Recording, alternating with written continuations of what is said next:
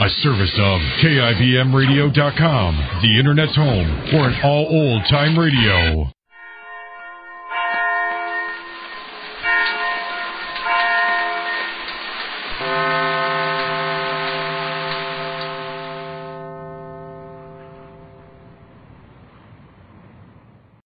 Your Coca-Cola bottler presents Claudia.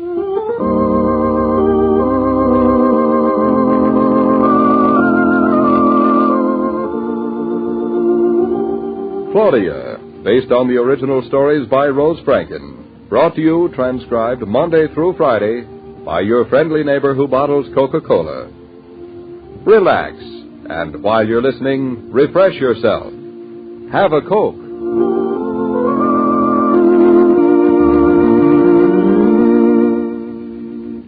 And now, Claudia.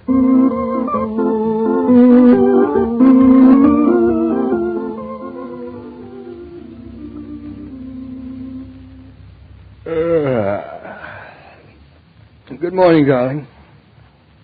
I said, good morning, sleepyhead. Claudia? Claudia? Where are you? Claudia? I'm in here on the sofa. Good morning. Oh, good morning, Mrs. Norton.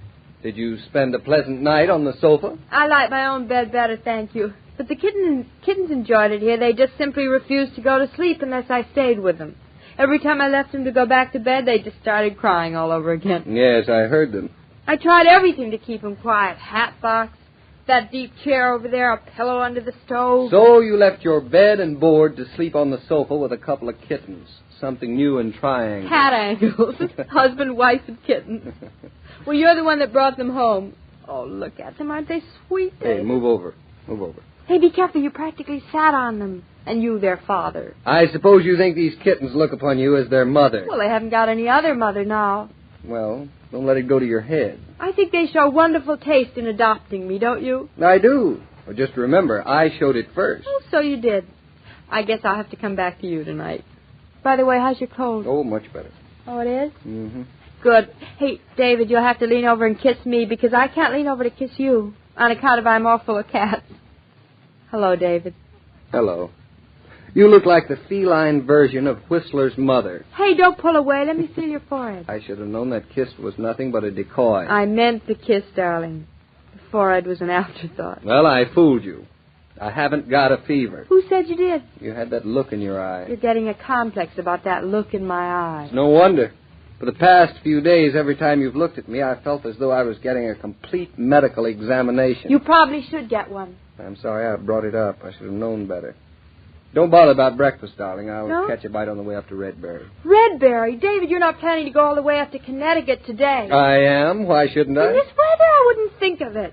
Why, you've hardly gotten over your cold. Darling, I am going to Redberry. I am driving out there this morning. I have to. Who says you have to? I says I have to. And I says you don't. I say I only may let you go to the office, but not to Redberry.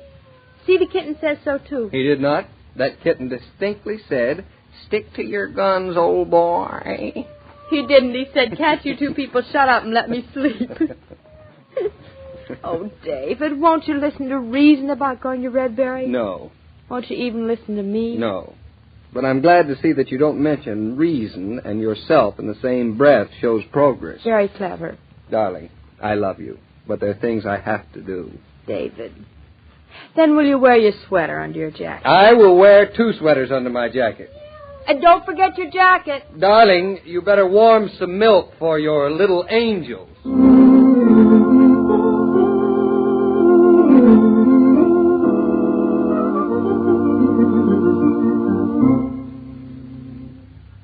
Come on, stay for dinner, Mama. David will be home in a little while. I'm having dinner with Aunt Louisa, and don't tell me I won't have as good a time as if I stayed here. You won't. Oh, aren't they the cutest little kittens you ever saw? I'll have to admit it, but it's too bad about kittens. What's too bad about kittens? That they have to grow up into cats. Oh, nothing in life is perfect, I guess. We haven't named them yet. Have you any ideas? I've only just met them. I guess we ought to wait until they've developed their personality. What are they? You have to know before you name them. Oh, they're boys, David said. At least the man in the pet shop promised him they were. Well, I hope the man in the pet shop keeps his promise. What happens to girl kittens? Doesn't anybody want them? Somebody must, with all the cats in the world. Must be very hard to be born one with all this prejudice. Here, Mama, you want to hold one? I do not. Go on, he won't hurt you. Go on. Oh, well, hand me the pillow first so I can put him on top. Oh, really, Mama? Little cat fuzz is healthy. For cats, but not for my good black wool. By the way, how's David's cold? He said fine. He went off to Redberry with a sweater under his jacket, looking like the cat had eaten a canary. Which cat? One of these? And what canary? The one at 8. Oh, so you have a canary, too. How could we if he ate it? Feathers with, I suppose. No, he stuck those in his hat. The minute you have me eating my hat. Oh, listen to him. He's purring. So's mine. You know, Mom, animals are really most extraordinary. These little orange kittens, they're only a week old. And they talk and cry and purr and stumble around. You stood up at 10 months without any help. Well, I should hope so. Lying around for 10 months is a pretty long time to lie around. Oh, kitty, kitty. You like to have your tummy rubbed, do you? Oh. Well, I'm not going to stay here all night to rub it. Mama, you know, I think maybe there's something the matter with this one. I feel his nose is just boiling. Nonsense. Do you have to have something to worry about? No, really, I've been noticing it for the past half hour. He's been acting funny. Put yours in the pillow, Mama. Come on over here. All right, but there's nothing the matter with him. Look, feel his nose. Claudia, feeling noses is for dogs. No, cats, too. How else could you tell about their temperature? They haven't any foreheads. But it does feel warm. And look, his little paws are cold. Is that bad? I wouldn't know. I've had practically no experience playing mother to a kitten. What do you think we ought to do? Maybe he's just tired. What did he do to make him tired? The other one isn't. Now, did you hear that? He doesn't act right. Oh, I think I'm going to call the pet shop where David bought him and see what to do. Here, Mommy, you hold him, will you? Now, Kitty, take it easy. Everything is going to be all right. Oh, tell the man he's sort of choking, Claudia. Oh, he is? 2, 1, 7, 4. How is he now, Mama? Shivering, poor little rascal. Cover him with your hand, Mama. Oh, the other one just fell off his pillow. You better pick him up. I've only got 2 hands. They are a handful, aren't they? I mean, 2 handfuls. Oh, hello? Oh, hello, Mr. Flannery. This is Mrs. Naughton. You know, the kittens, the 2 little kittens you so... That's right, that's the one. Oh, yes, I love them, but one of them is sick and well, I don't know what's the matter. Could you, I hate to ask you, but could you come up here? I'd come to you, but... Oh, that's wonderful, Mr. Flannery. Thank you. You have the address? All right, goodbye. He said he'd be right up on his way home. Good. Now stop petting him so much. Put him down. I'll cover him with my Angora sweater. Your best sweater? Yeah. Here. Use my scarf.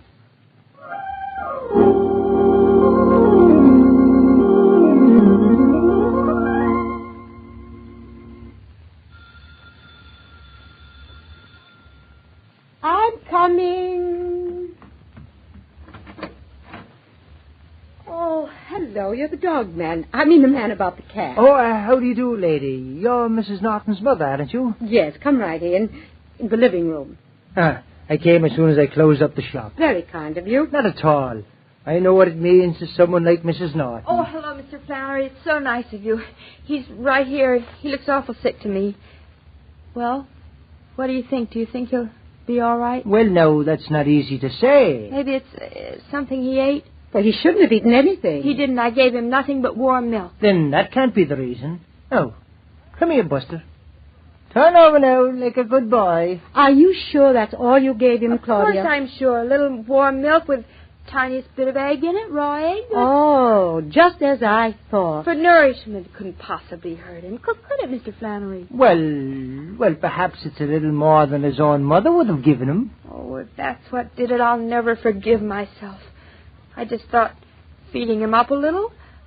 After all, babies have formulas which are more than just milk, so why shouldn't baby kittens? Maybe this will cure you of the habit of slipping health potions into everybody's food. Mr. Flannery, what do you think? Well, now, Mrs. Norton, it's hard to tell with such a little fellow what the matter is. It's plain to see something is wrong. You're right there. Could be his stomach or his lungs or something else. And I wouldn't know just how to know which. I can understand that, Mr. Flannery. All his apparatus is such a small space. But what can we do? Well, now, very little more than nothing. Mother Nature knows her way around, though. Better than we do with things as small as kittens.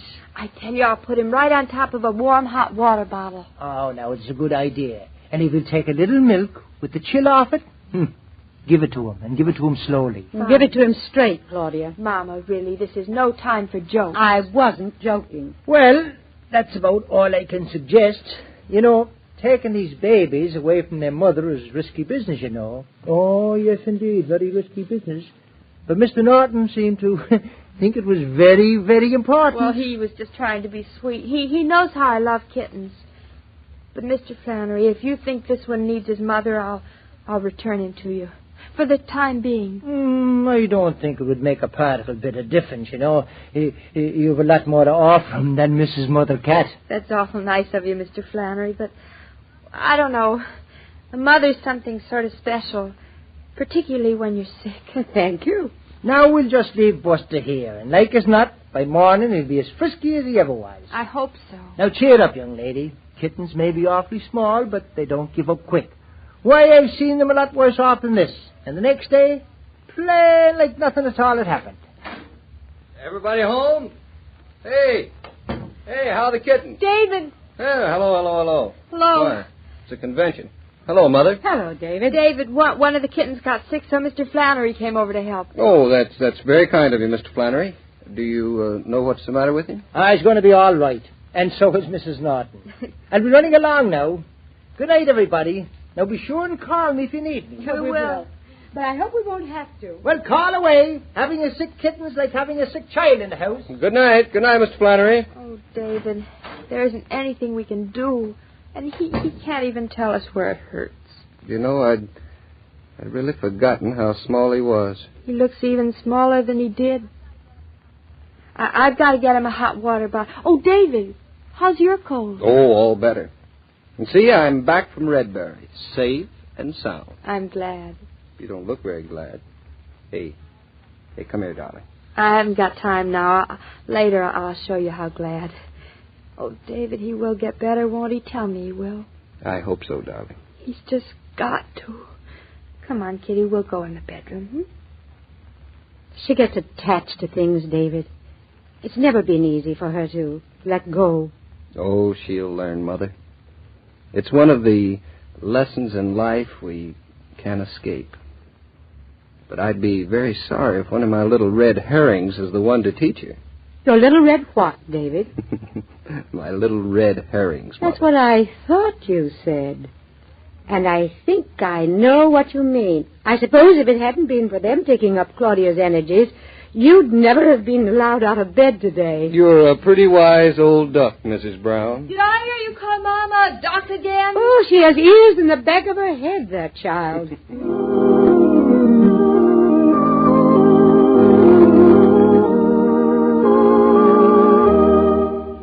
All story material used on this broadcast of Claudia was under the supervision of Rose Franken and William Brown Maloney.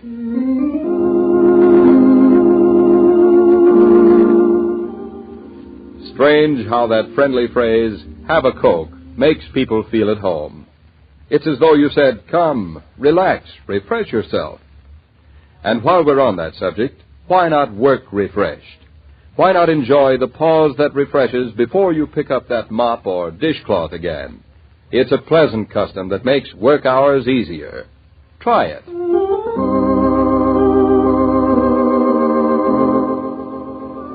Every day, Monday through Friday, Claudia comes to you transcribed with the best wishes of your friendly neighbor who bottles Coca-Cola. So listen again tomorrow at the same time. And now this is Joe King saying au revoir, and remember, whoever you are, whatever you do, wherever you may be, when you think of refreshment, think of Coca-Cola. For ice-cold Coca-Cola makes any pause the pause that refreshes.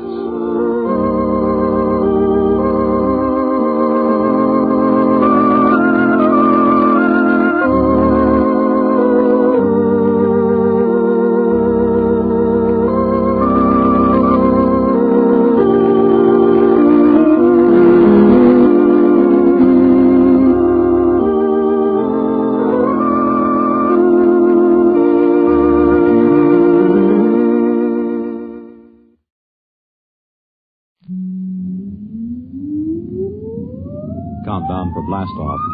X minus 5, 4, 3, 2, X minus 1, fire.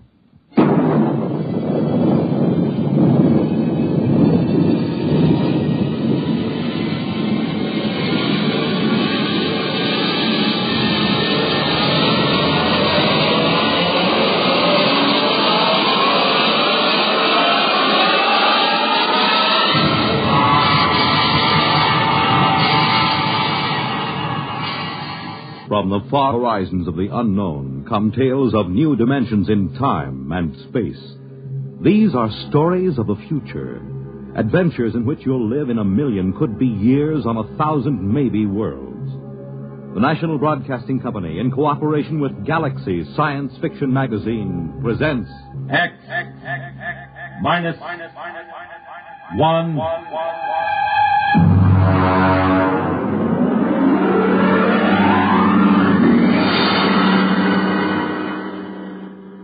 Tonight, The Native Problem by Robert Sheckley. But first, hear this. This is Marion Baker of Atlanta, Georgia. As a teacher, there is a problem that I feel quite acutely. I know most of you think I'm speaking of low salaries or inadequate school facilities. True, both of these situations should be remedied. But actually, what I would like to speak to you about is something which should be quite close to you as parents. Each day in your community, there are quite probably children who will miss valuable days in school simply because of preventable illnesses. It's all very easy to speak of the normal winter cold, but such things as hot breakfasts, good lunches, adequate clothing, and shoes can do more than any yet-to-be-discovered miracle drug in keeping our children warm and healthy and in class. Look into your school system this fall when your youngsters go back to school, but give equal consideration to the way in which you look after your children's needs.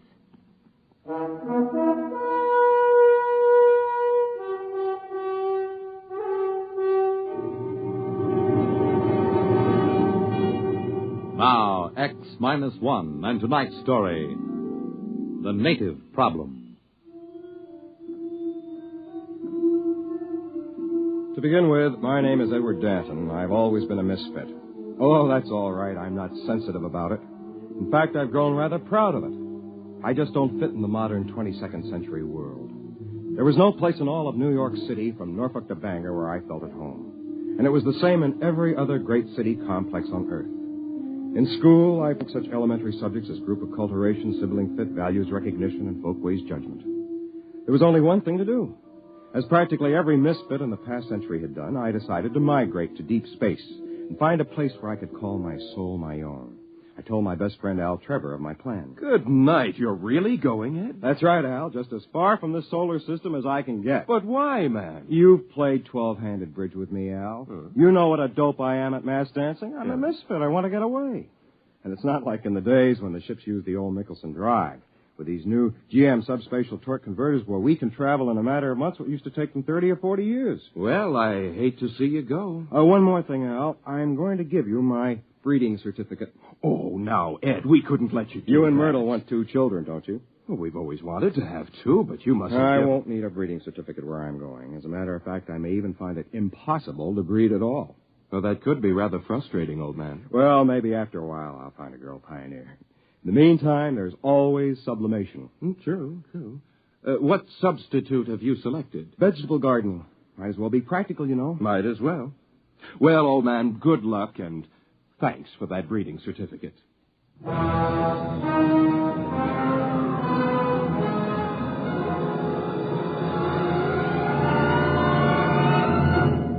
next day, I took off for the stars on a government ship.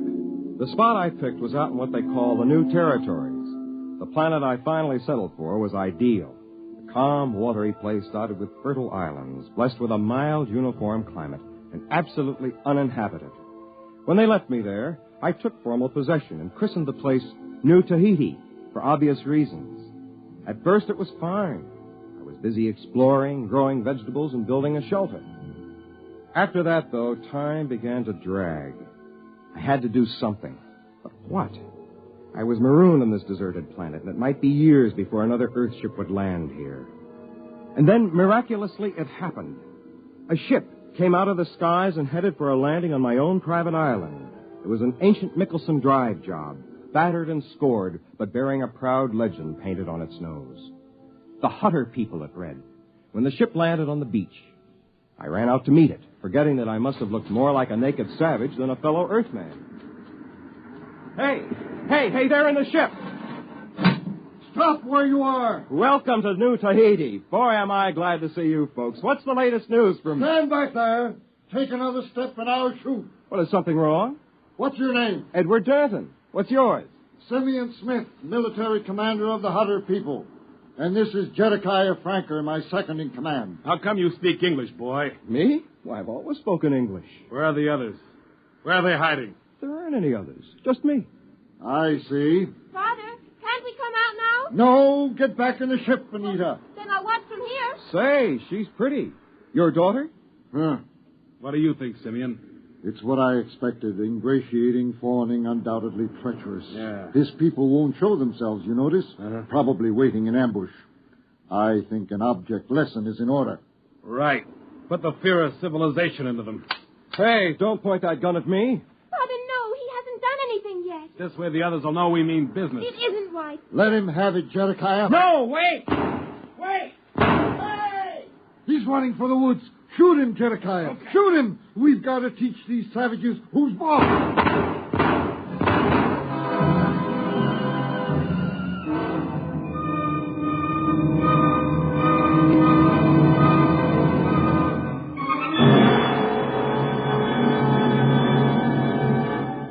You're listening to The Native Problem, tonight's attraction on X-1. Friends, for as many years as any of us can remember, the sadness that polio has brought to so many homes has been almost unparalleled. But a greater sadness than this lies ahead for any who may from now on catch polio, because it may be due to carelessness. Vaccination against polio, the well-known Salk shots, is more than 75% effective. And it's due to such vaccination that there was a drop of 47% in polio cases last year. 5 million have had as much as one shot of the vaccine. And please remember that while the first and second shots are helpful, the third shot is necessary for maximum protection. Now, there's plenty of vaccine, and the doctors are anxious to cooperate. Remember, the end of polio is at hand, but it takes 3 visits to the doctor to lick it. Can you afford not to go?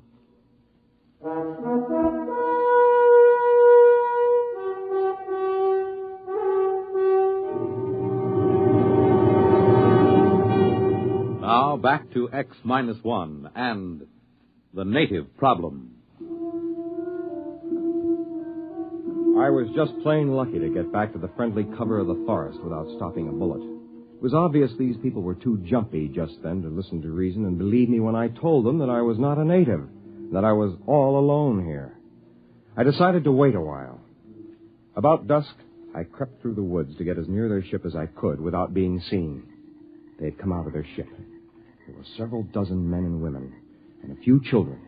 They were grouped around a campfire eating. On the edges of the group were several armed men looking toward the woods with apprehension.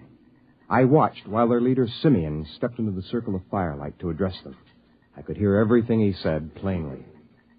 Friends, we have come at last to our long-awaited home, our promised land. Behold, a land of milk and honey, a place of bounty and abundance.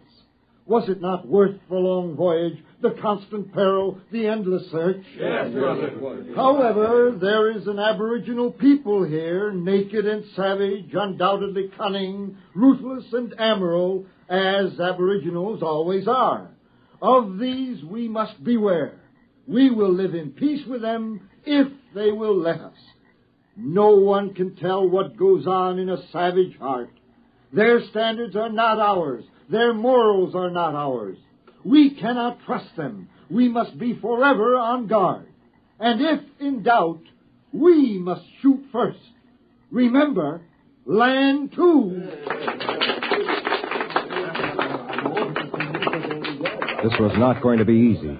I decided not to try another approach that night.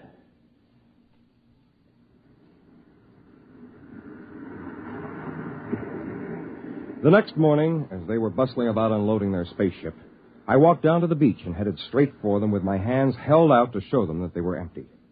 The sentry stopped me at the point of a gun, and in a minute, both Simeon and Zedekiah came running up, covering me with their weapons. I stood still, my flesh creeping in anticipation of the bullets someone might fire at me any minute. So you have come back. I'd like to explain. I am the leader of these people. I am the big chief fella. You, big fella chief, your people? There's no need to talk that way. I told you yesterday. I have no people. There's just me. I speak English. Unless you're honest with me, you're going to regret it. Now, where's your tribe? I'm an Earthman. Are you deaf? Can't you tell by the way I talk? Now, listen, you. Excuse me, Simeon. I don't believe I have met your friend. Professor Baker, this savage here claims to be an Earthman. Oh? You are an Earthman? That's right. My name is Edward Danton. Only a few months ago, I left Earth on a spaceship. How was it powered? By a GM subspatial torque converter. What do you think, Professor? It's amazing. Truly amazing. His grasp of colloquial English bespeaks a fairly high level of intelligence, which points up a phenomenon frequently met with in savage societies, namely, an unusually well-developed power of mimicry. Our friend Dante, as his original uncorrupted name must have been, will probably be able to tell us many tribal legends and myths. Oh, come off it, Professor. I'm an Earthman. No, my poor friend, you are not. Obviously, you have met an Earthman. Some trader, I dare say, stopping for repairs. We saw signs that a spaceship once landed here, Professor. Oh, confirmation of my hypothesis. That was the government ship that dropped me off here. It is interesting to note how his almost plausible story lapses into myth at various crucial points. He claims this ship was powered by a GM subspatial torque converter. Now, this is a nonsense syllabification, since the only deep space drive is the Nicholson. He also claims that the journey from Earth was made in a matter of months, since his untutored mind cannot conceive of a journey lasting for years. If we know that no space drive, even theoretically, can reach here from Earth in less than 30 or 40 years. Then GM must have been developed after you left Earth. How long have you been gone? The hover ship left Earth 120 years ago. We are mostly fourth and fifth generation. Now, come on, Danta. Where's your tribe? Where are they hiding? This is preposterous. What can I do to convince you I'm from Earth? That's enough. We won't stand for backtalk from natives. Where are your people? There's only me. Maybe a taste of the black snake whip will loosen his tongue. Later, Zedekiah. His tribe will come around for handouts. Natives always do. Then let's put him to work. Dante, you can join that work gang over there unloading supplies. No, thanks. I'll go back. Chief said no backtalk. Why are you natives always so bone lazy? You'll be paid as soon as we unload the beads and calico. Now get to work.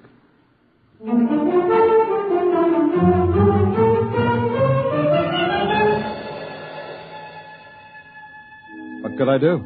I joined the work gang and unloaded the ship. By late afternoon, we had finished. I sneaked off to sit beside a mountain spring near the ship. In a few minutes, Anita, the pretty girl I had noticed the day before, came and sat beside me. Hello, Dante. Oh. Anita, do you think I'm a native? What else can I think? Everyone knows how fast a spaceship can travel. Times have changed since your people left Earth. By the way, they weren't in space all that time, were they? No, they originally settled on a planet called Land 2. But there was a native rebellion. We barely managed to escape. In that case, I can understand why they're so nervous about aboriginals. Oh, but don't worry, Dada. Things will be better when the council takes over. Who are they? A council of elders. They're men of goodwill who detest violence. And if you and your people are really peaceable... I haven't any people. Yes, I know. But if you and your people are really peaceable, you're sure to prosper under the rule of the elders.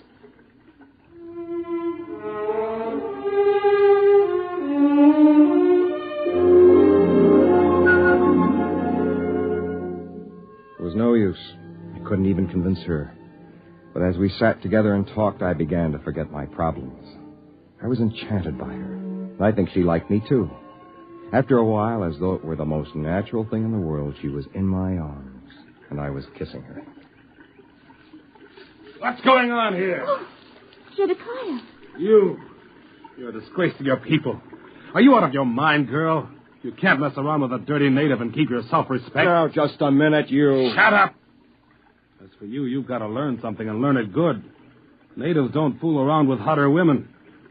I'm going to impress that little lesson on you right here and now. Zedekiah, don't! I've had enough from you. Martha, you struck him. He tried to hit me first. Get up, Zedekiah. You're not hurt. Oh, jaw. Help! Help! The natives are revolting! Help! Well, that did it. People began to shout and run all over the place. Anita tried to calm them down, but it was no use. I took to the brush just before they turned a machine gun on me. And all that night I hid, while armed parties went crashing through the woods, shouting and firing at shadows. It was a nightmare.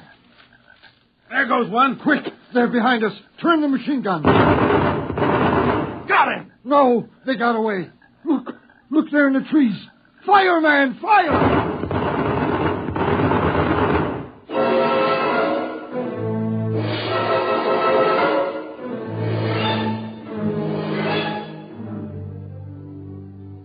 It was like that all night long. By morning, I was exhausted, and so were they. I hid in the jungle and waited. I don't know what for. And then, along about the middle of the day, I saw Anita. I thought she was alone at first, and I knew she was looking for me. I stepped out in the trail in front of her. Oh, it's you, Danta. Anita, There are men back there. It's all right. They won't harm you. They came to guard me.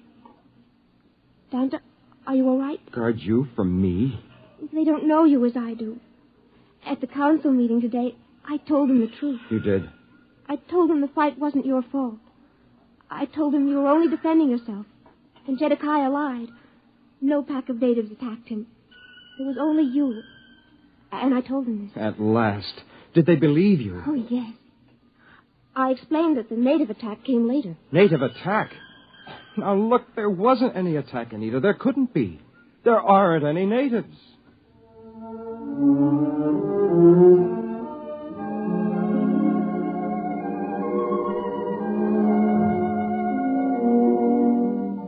I could tell right then it was no use trying to convince anyone, even the girl I loved.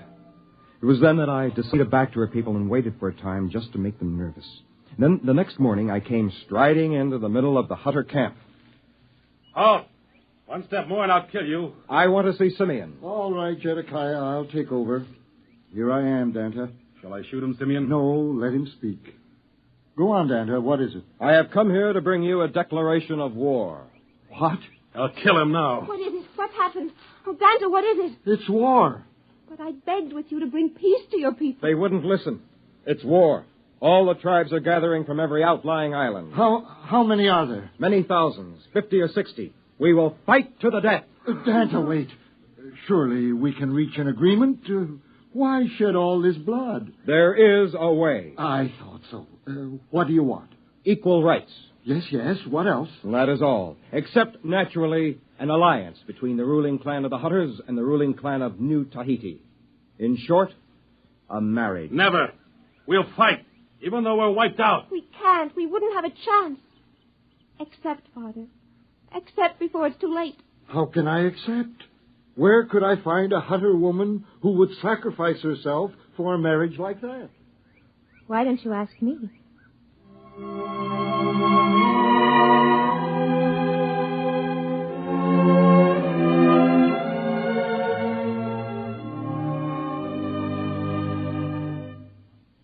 So it came about.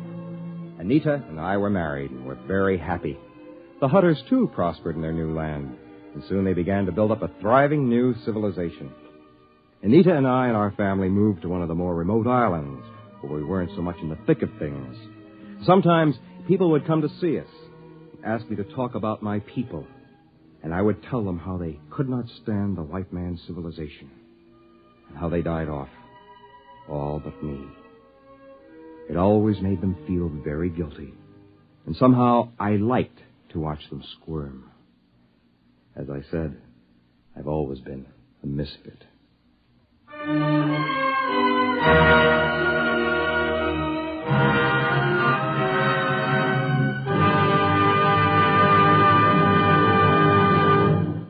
Fred Collins again. I'll have another word about X-1 in a moment. X-1, presented by the National Broadcasting Company in cooperation with Galaxy Science Fiction Magazine, which this month features Break a Leg by Jim Harmon. The man worthwhile couldn't be allowed to smile. If he ever laughed at himself, the entire ship and crew were as good as dead. Read it in Galaxy Magazine on your newsstand today. X-1 has brought you The Native Problem, a story written by Robert Sheckley and adapted for radio by William Welch. Featured in the cast were John Thomas, Joseph Boland, James Dukas, Ellen Muir, Charles Webster, and Alan Bergman. Your announcer, Fred Collins. X-1 was an NBC Radio Network production.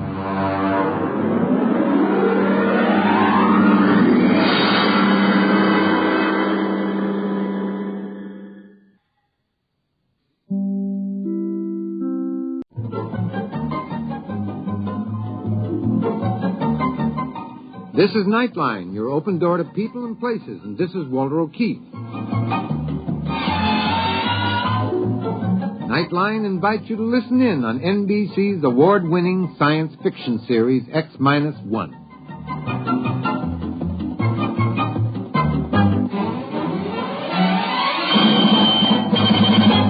Now escape to a world of the future. Countdown for blast off. X-5, 4, 3, 2, X-1, fire.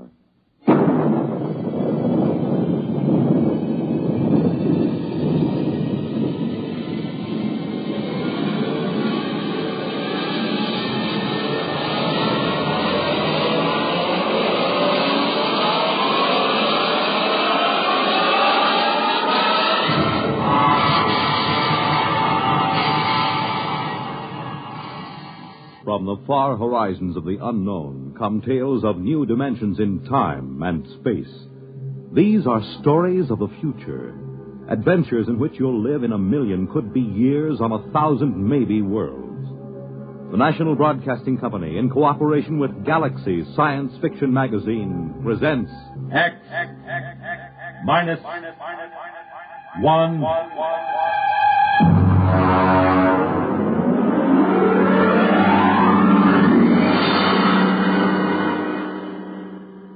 Tonight, A Wind is Rising by Finn O'Donovan. But first, hear this.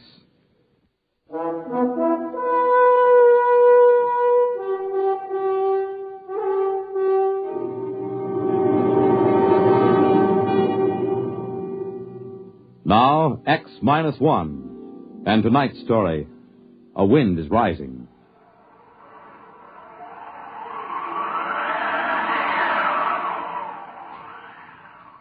I'd only been on Corella for 8 months.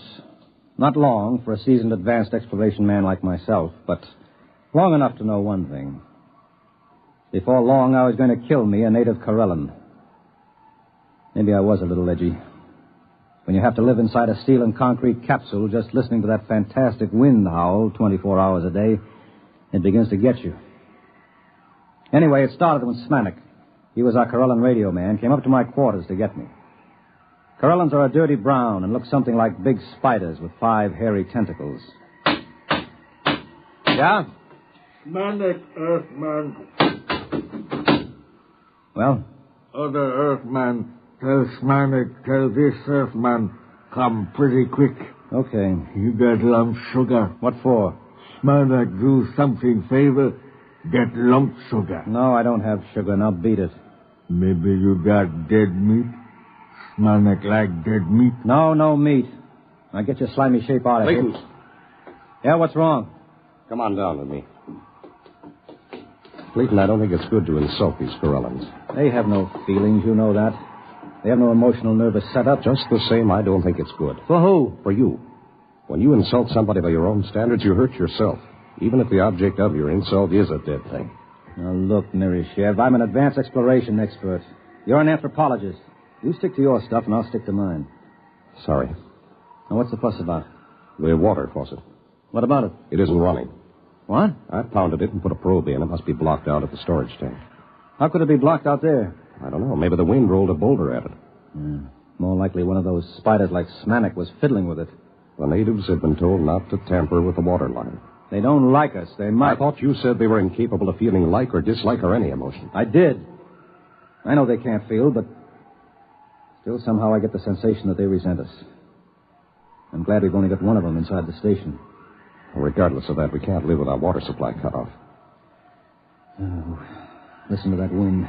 It'll be murder out there. I'll go. It's my turn. You wouldn't know what to do if you got there. It seems quite simple. Well, come to think of it, it could be a two-man job if there's a boulder. The wind gauge reads 82 miles an hour. Just a light breeze on Corella. Maybe we ought to wait till it drops a little. Let's ask the gink. Why don't we take him along? The gink? He knows the terrain, and like all his kind, he's a fantastic sailor. But they take those woven land boats out in 100-mile winds with no qualms at all. The Brute, 14 tons, and it has a diesel engine. We don't need any sailors. If we have to use a steadying sail, I can handle it as well as any Spider-Man. Just a suggestion. You stick to anthropology. Open the locks, and we'll get the Brute out. I'll need Smonik to close the locks after us. Smonik! X-Man call. Clayton and I are going out in the heavy land car. What's the weather going to be like? Wind come up along little more. Not anything to be afraid. You got sugar. Oh, here you are, Smonik. Very good sailing today. You got sail on truck. We have a steadying sail made of steel. Woven reeds. More better. A more easy time. We know all about that. Open the lock, Nereshev.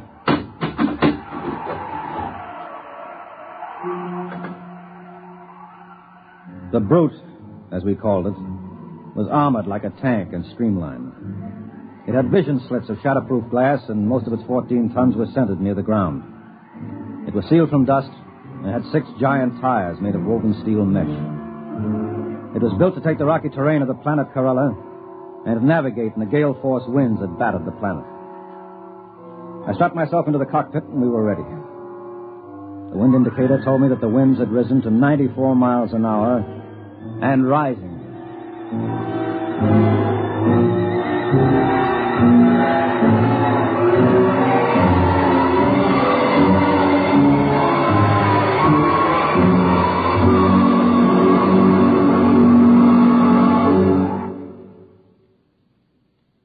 You're listening to A Wind is Rising, tonight's attraction on X-1. Time, nighttime. The lights dim down for the curtain in theaters on Broadway. A Hollywood star greets the first guests at her party in Beverly Hills. In Chicago, the police plan to close the ring on a band of desperate criminals. At a world-famous circus in Paris, France, the star trapeze artist climbs to a precarious perch high over the center ring. In a Las Vegas nightclub, a hush falls over the tables as one of the great singing stars of our time steps out onto the stage. And in New York's Radio City, the studio warning light flashes, "Stand by." Nightline is about to go on the air, taking you to wherever in the country, wherever in the world, exciting things are happening at night. To make you more than a spectator, to make you a participant in these events. This is Walter O'Keefe, inviting you to join us on Nightline, your line to exciting entertainment at night, every Monday through Thursday night, over most of these NBC stations.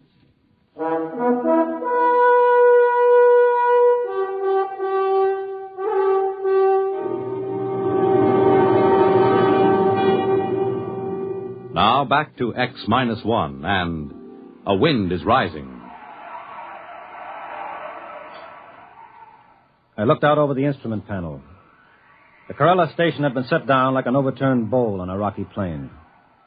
In order to get to the water storage tank, we had to travel 6 miles.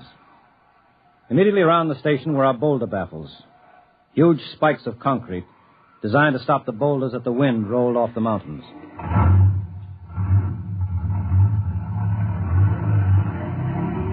I shoved the Brute into gear, and we were on our way. Hang on, Nereshev. Here we go. The wind is up to 97. Do you suppose we're in for a storm? The gink said it was fine sailing weather. For a Corellan, maybe. Well, this baby can take it. You see the pipeline yet? The sand is pretty thick in the vision glass. Wait, there it is. About 2 points on the starboard bow. I see it now. What's our speed? 3 miles an hour. Give us a little more oxygen in here. What? Hey, there's something coming toward us. Looks like a boulder. Hard right.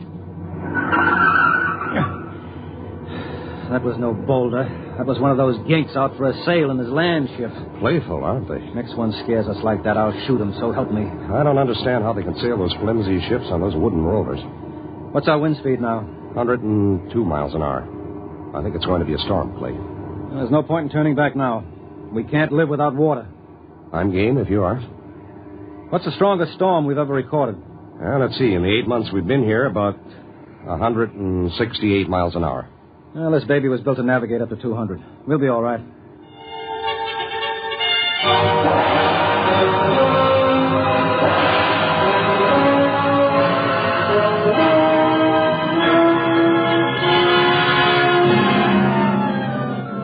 We had 2 storms on Corella since Earthmen had been there.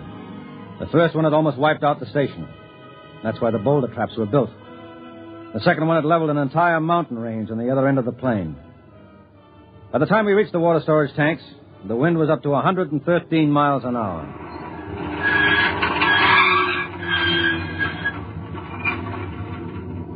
Well, this is it. One of us has got to put on an air suit and repair the damage. Means blowing out the line. It's my turn. What do you know about mechanical things?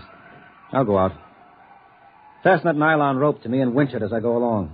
I'll anchor the brute in the lee of the concrete breaker. Maybe you ought to wait till the wind dies down. It isn't dying down. It's rising. We can radio Smanik at the station and get a report. You think he'll give us a straight answer? I trust him. Hello, Smanik. This is Nereshev calling Smanik. This Smanik, Earthman. How long is this wind going to keep up? Long time. Maybe even longer. More than 2 hours? Yes. Okay. Clayton is going out to fix the pipe. We'll be back in an hour if everything holds. Okay. Well, I'm ready. Lock my helmet. Can you hear me? Yes. Okay. Open the chamber. Here I go.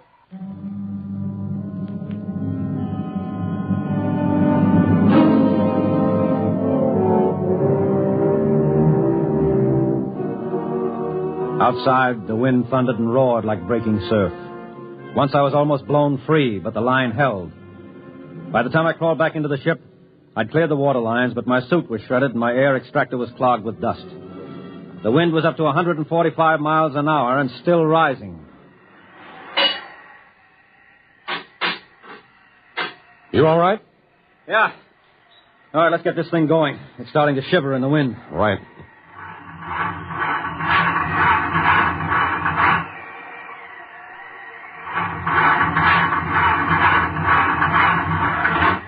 What's wrong? I can't start the engine. Here, let me try.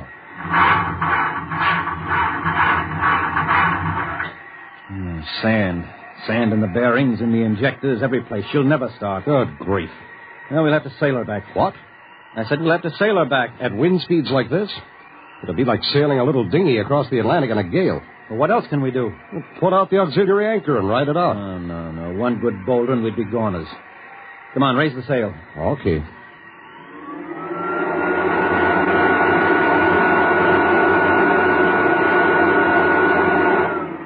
Release anchors.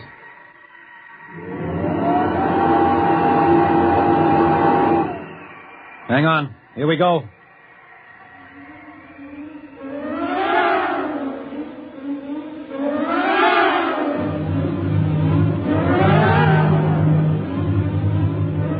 We raised the steel sail and tacked into the wind. Shoved by a wind that had now reached 175 miles an hour, the 14-ton brute soon picked up to a speed of 40 miles an hour. Even reached down and heeled over, I couldn't hold her. And I had to winch out the steel main sheet to straighten her up. Then it began to happen. The thing we feared the most.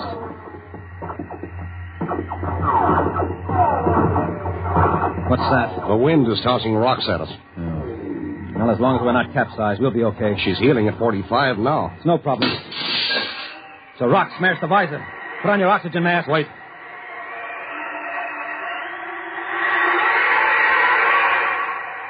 Man, she's boiling along now, 75 miles an hour. Cleve, there's a boulder coming. Down the mountain. I can't head her up. Get off. No use, I'll have to drive. You can't. Hang on! Wait, mistress. That boulder's as big as a city block. You're headed for the cliffs. Winch in the sheet again. We'll head up toward the station. No, it's no use. I can't head her up. We'll have to run with the wind. You can't run far. The cliffs are dead ahead. Let's drag the emergency anchor. Maybe it'll slow us down. Suppose it falls. Worry about that later. Drag it.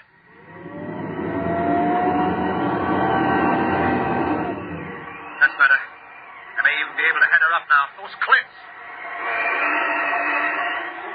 smoke. Look at that. A dozen Corral land ships sailing toward the station like it was a fine afternoon. They usually keep away from the station. There's no time to worry now. Wedge in the sheet. I'm going to head up higher.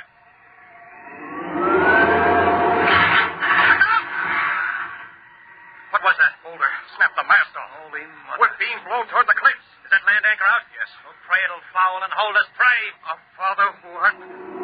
We're fouled. Yeah. And it's holding. Now if it'll just bite in. I think we're anchored. But listen to those boulders. We won't last 10 minutes anchored here. Move over. Why? I'm going to try the diesel again. I don't know, maybe it's a long shot, but maybe.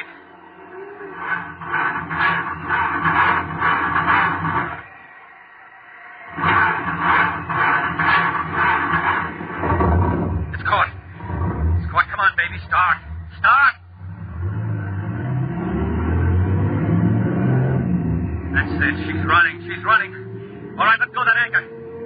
Warm up that coffee, Smanik. We're coming in.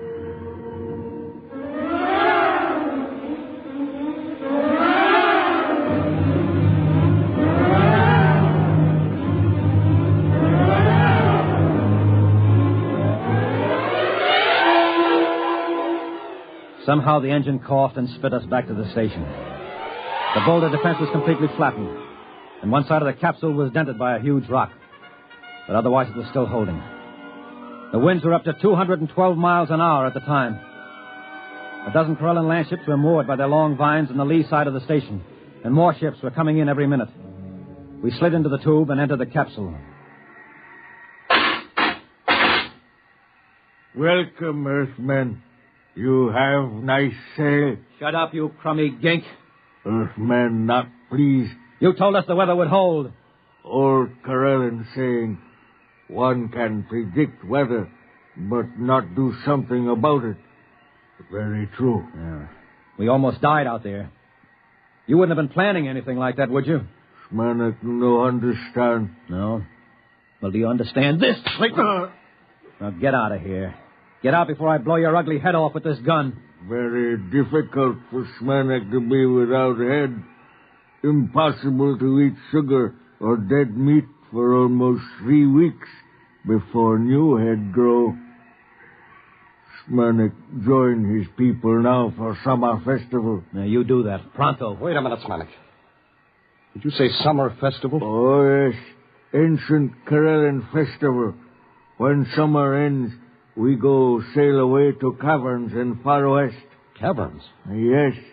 We live in caverns for 3 months. In that way, we have safety. Safety? From what? From winds. After summer is over, come winter storms. First storm of year about to start any moment now. About to start? What do you call what we've been having? The wind is 238 miles an hour right now. The brute's ruined, the boulder defense is leveled, the foundations are cracked. Very regrettable. Perhaps you like to come stay with us in caverns. Bring sugar. Impossible. We need oxygen, food, our own water. Very regrettable indeed. Well, maybe you don't stay and colonize our planet after all. Yes. Really big wind starting to rise now. Smanik go. Goodbye, Smanik. Thanks for your help. Smanik do favor. Glad to help. You got sugar?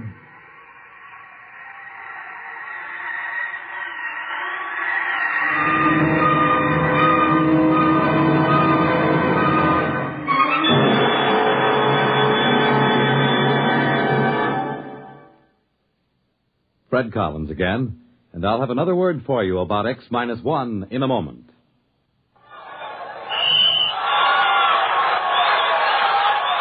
If that's the game you're missing because of a mean cold, here's something you should know. Every second someone takes it for the miseries of a cold. Millions more take bromoquinine. Every second someone takes it for the miseries of a cold. Bromoquinine. More people have taken more bromoquinine cold tablets for more complete relief than any other cold tablet ever sold. You could take aspirin or other single-action cold remedies all day and not get bromoquinine's more complete relief, even for virus colds. Bromoquinine works to relieve stuffy nose, body aches, fever, irregularity, the blues, and headache. More complete relief, because bromoquinine is the only cold tablet sold with wonder-working quinine and 5 other medicines, health fortified with vitamin C. Remember, every second someone takes it for the miseries of a cold. Millions more take bromoquinine. Get bromoquinine brand cold tablets. You have just heard X-1, presented by the National Broadcasting Company in cooperation with Galaxy Science Fiction Magazine, which this month features Finn O'Donovan's story, Gray Flannel Armor, which makes you wonder if knights would have been still more bold in days of old if they'd had transistor amulets. Galaxy Magazine, on your newsstand today. X-1 has brought you A Wind is Rising, a story from the pages of Galaxy, written by Finn O'Donovan and adapted for radio by George Lefferts. Featured in our cast were Les Damon as Clayton, Bert Cowlin as Nerishev, and William Griffiths as Smanik. This is Fred Collins. X-1 was directed by George Voutsas and is an NBC Radio Network production.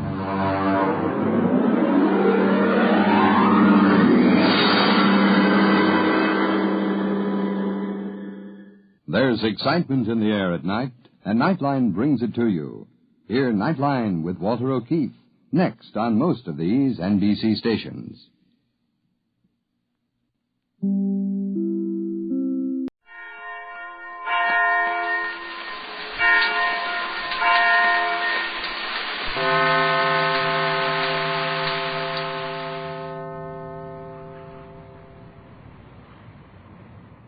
One and a half miles below the surface of the South Pacific Ocean. 1.5 miles under the water, away from the daylight and the air that's so precious to all of us. That is the position of the stolen Euclidean submarine, in which Mrs. Gregory, Captain Tex Bradford, Jerry Hall, and Joan Gregory are trying to escape from the Magic Island. It would seem that they've done a fair job of escaping, as they're now 500 miles from the strange island. But things are not going along any too well, and Captain Bradford, left in control of the submarine, while Jerry and Joan are resting in the stern section, is admitting to Mrs. Gregory that he doesn't feel very happy about the situation. I know you have complete confidence in Joan's knowledge of these Euclidean machines, but is it safe to stand still right here? I think it's a lot safer to stand still than to run a machine I don't know much about, into something I know nothing about. Well, are we securely anchored? We are, but it wouldn't matter if we weren't. Have you any idea, Pat, what the pressure is under 9,000 feet of water? Why, I know it must be enormous. You bet it's enormous. And we won't do any drifting, except for some current might move us a little. And Joan reminded us that currents are scarce along here, so we're safe. 9,000 feet below the surface of the sea. And safe? Joan says so, and she knows. I wonder. Wonder? Yes, wonder if we're not putting too much confidence in all of these Euclidean inventions. Well, so far they've done everything that was claimed for them. They're perfect as far as I can see. Is anything made by man ever really perfect? No, of course not. But we've seen enough of these things to know that we're better off with them than we would be without them. When we're in such a position as this, yes. And what worries me most is that we're always in such a position. That's what makes Euclidia so terrifying and fascinating. It would be almost worth going over to their way of thinking to assure your safety. Now, Pat, you're incurably romantic. And you're looking at all this as something very wonderful. I warned you when we started on this cruise that there wasn't any such thing as magic. But every time Jerry called that weird colony a magic island, you took it for granted. These scientists aren't magicians, Pat. And they aren't friendly or warm or reasonable. They're hard and bitter and clever and cruel. How do we know that they are? What? How do we know that they're all those things? They've kept us pretty tightly imprisoned for some time, haven't they? Have they ever harmed us, though? Those ray guns? Oh, those ray guns have done nothing more to any of us than just to put us to sleep. Even so, I'd just as soon pick out my own times to take a nap. Oh, of course, Tex. It's a little surprising to drop off to sleep suddenly when someone else wants you to. But what I'm getting at is something larger than that. The real reason behind all the activities of G47 and his scientists. That's easy enough. They're building up the greatest collection of mechanical and electrical devices the world has ever known. And when they complete their work, they'll simply take the world over. But might the world not be better off? Better off? Yes. If all the nations were controlled equally. It might be a means to prevent war. Yes, it might. But I'll bet G47 hasn't any such beautiful ideas. Well, I believe he has. You think that bunch of scientists have buried themselves out here in the Pacific Ocean to spend their lives thinking up things beneficial to the world? Why not? Scientists have been giving their lives to help the world since histories have been recording their doing. Yes, I know, Pat, but... And we haven't any reason to think otherwise of G47 and his men. You've certainly suffered a change of heart since our first landing on Euclidia. I've learned a lot about the Euclideans. So have I, and I don't care much about them. Oh, I'm sorry, Tex. I didn't mean to start an argument with you. It's just that... I can't express exactly how I feel. Well, don't let it worry you. We've been under such a strain for the last few weeks that everything is out of proportion. You'll be able to organize your ideas when we get home. When we get home. Home. Only a little matter of 3,500 miles, and we are hurrying home by standing still, firmly anchored under 1.5 miles of water. Well, Joan said it was best to remain anchored for a while, because she and Jerry had to have some rest. And navigating a submarine at this depth is something about which she knows a whole lot more than I do. Oh, very well. I suppose there's nothing more to do. And I'll call the youngsters to take over in a few minutes, and then we'll get out of their way and let them handle it. 12C to J24Y. Johnson to Gregory Boat. Tex, it's Johnson. Yes, go ahead. To Bradford. I've not been able to raise you. Answer if you can hear my signal. J12C to J24Y. J12C at Wilmington to Gregory Boat. Couldn't we answer him, Tex? Joan said no. But the Euclideans have our position anyhow. We don't know if they have it exactly. J12C to Bradford. Johnson to Gregory Boat. Waiting for instructions from you before proceeding with plan. Can you hear me? What does that mean, Tex?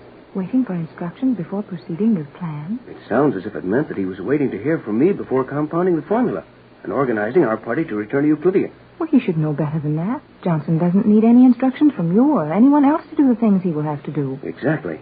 Then his message means something else entirely. What else could it mean? That's what I don't know. Unless... Yes, that might be it. What, Tex? Those Euclideans. They have agents all over the world. Johnson may have found that they have someone watching him in Los Angeles. In that case, they might take the formula away from him. Yes, and in that case, Johnson would be smart enough to keep the formula hidden and do nothing without hearing from us. But he may be in danger. Those men mean business. I thought you were ready to believe they had only good intentions. Why, I think they mean to use their inventions for good, but I'm even more sure that they wouldn't stop at anything to gain your formula. I wish we could warn Johnson of our position. Well, it can't be done, Pat, so we'll just have to be patient. Well, if we can receive his radio messages in safety, how could it do any harm to send him one? They might learn a lot more on the island by intercepting our messages than they would from Johnson's. I suppose so. Have you had a message from Johnson? Tex, it's Joan. They must be awake. I'll say we're awake. What's going on there? Well, suppose you and Joan hurry up forward and we'll tell you. We will join you in the control section at once. Perhaps Joan will know how to get a message to Johnson. Perhaps, or she may agree that we'd better take a chance and send it, even if the Euclideans do hear us. Boy, I sure got a lot more sleep on that steel mattress than I expected to get. How many times have I told you that everything designed by the Euclideans would perform its appointed tasks perfectly? And how many times have I told you that I'm not so crazy about everything the Euclideans do? Now, you two forget your argument for a minute and listen to us. Certainly, Captain. Okay, Tex. What do you want? We've just had a message from Johnson. Yes, and it might be mighty important that we get an answer to him at once. Hey, this boat isn't moving, is it? Obviously not. Well, Tex thought it better to anchor. We were making only 2 or 3 knots. You were wise, Captain Bradford.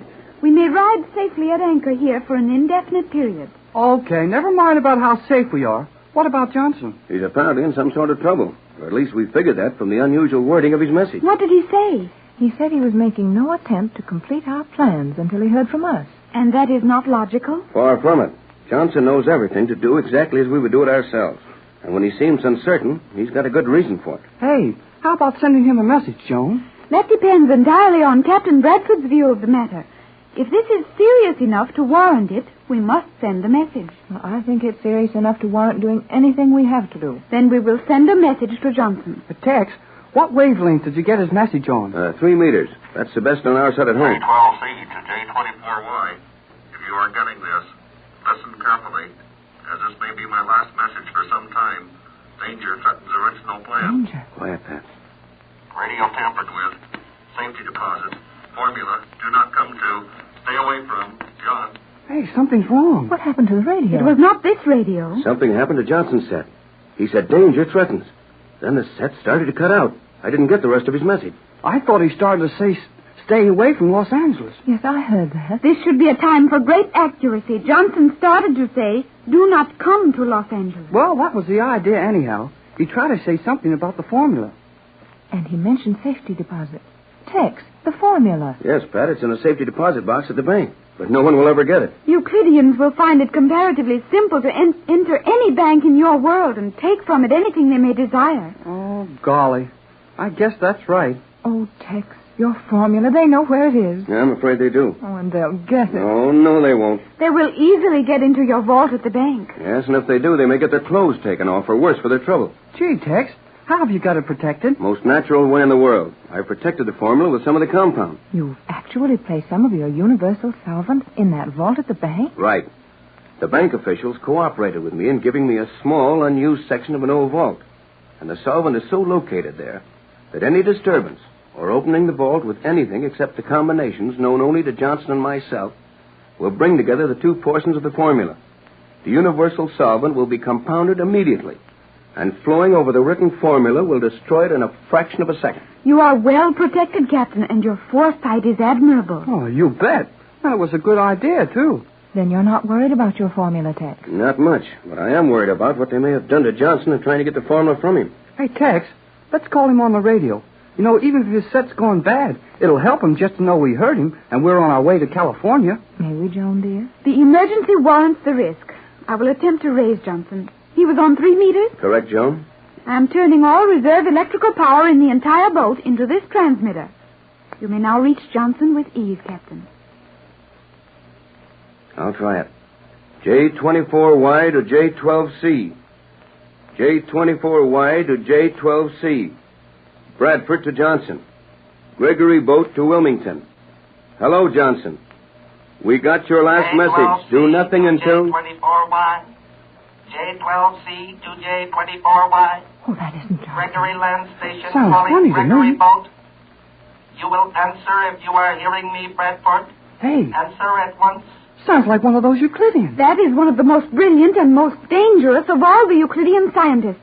Thales, the chief electrical authority in the world today. I am fully aware that Euclidean you at our are home listening, radio. Bradford. You will gain nothing by attempting to conceal your position. Your entire course is watched. I will give you 10 seconds to answer me. 10 seconds for the combination of the vault where your formula is kept. Think rapidly, Captain Bradford. You have only 10 seconds. Tex, will you answer him? Don't do it, Tex. He's bluffing. I think we may safely defy him. We'll risk it, and we won't answer him. But he said 10 seconds. What can he do to us? We'll know in a couple of seconds. You have had your chance. Now you will never see your homes again. Nor will you return to Euclidia. You will never leave the floor of the ocean where your submarine now lies. You have failed.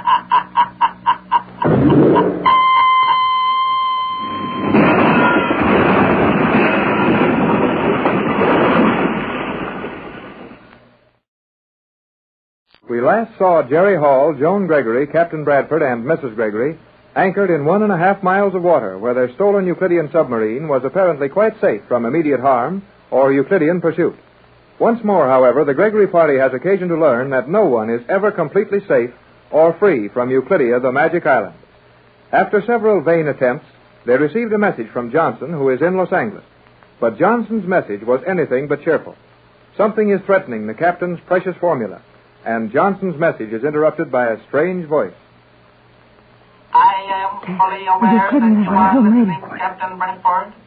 You will gain nothing by attempting to conceal your position. Your entire course is watched. I will give you 10 seconds to answer me. 10 seconds for the combination of the vault where your formula is kept. Think rapidly, Captain Bradford. You have only 10 seconds. Tex, will you answer him? Don't do it. He's bluffing. I think we may safely defy him. We'll risk it, and we won't answer him. But he said 10 seconds. What can he do to us? We'll know in a couple of seconds.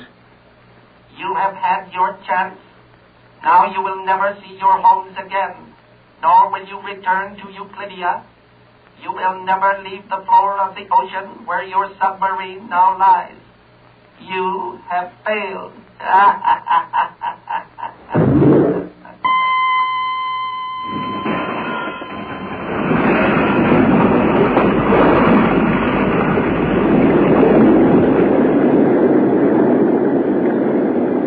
Hey, the sub's going to fill up with water. John will be drowned. All of you remain in your places. We will suffer no damage. Isn't there something we could be doing, Joan? Merely remain in your places. I will do everything necessary. Well, whatever you're going to do it quick. That water looks mighty wet to me.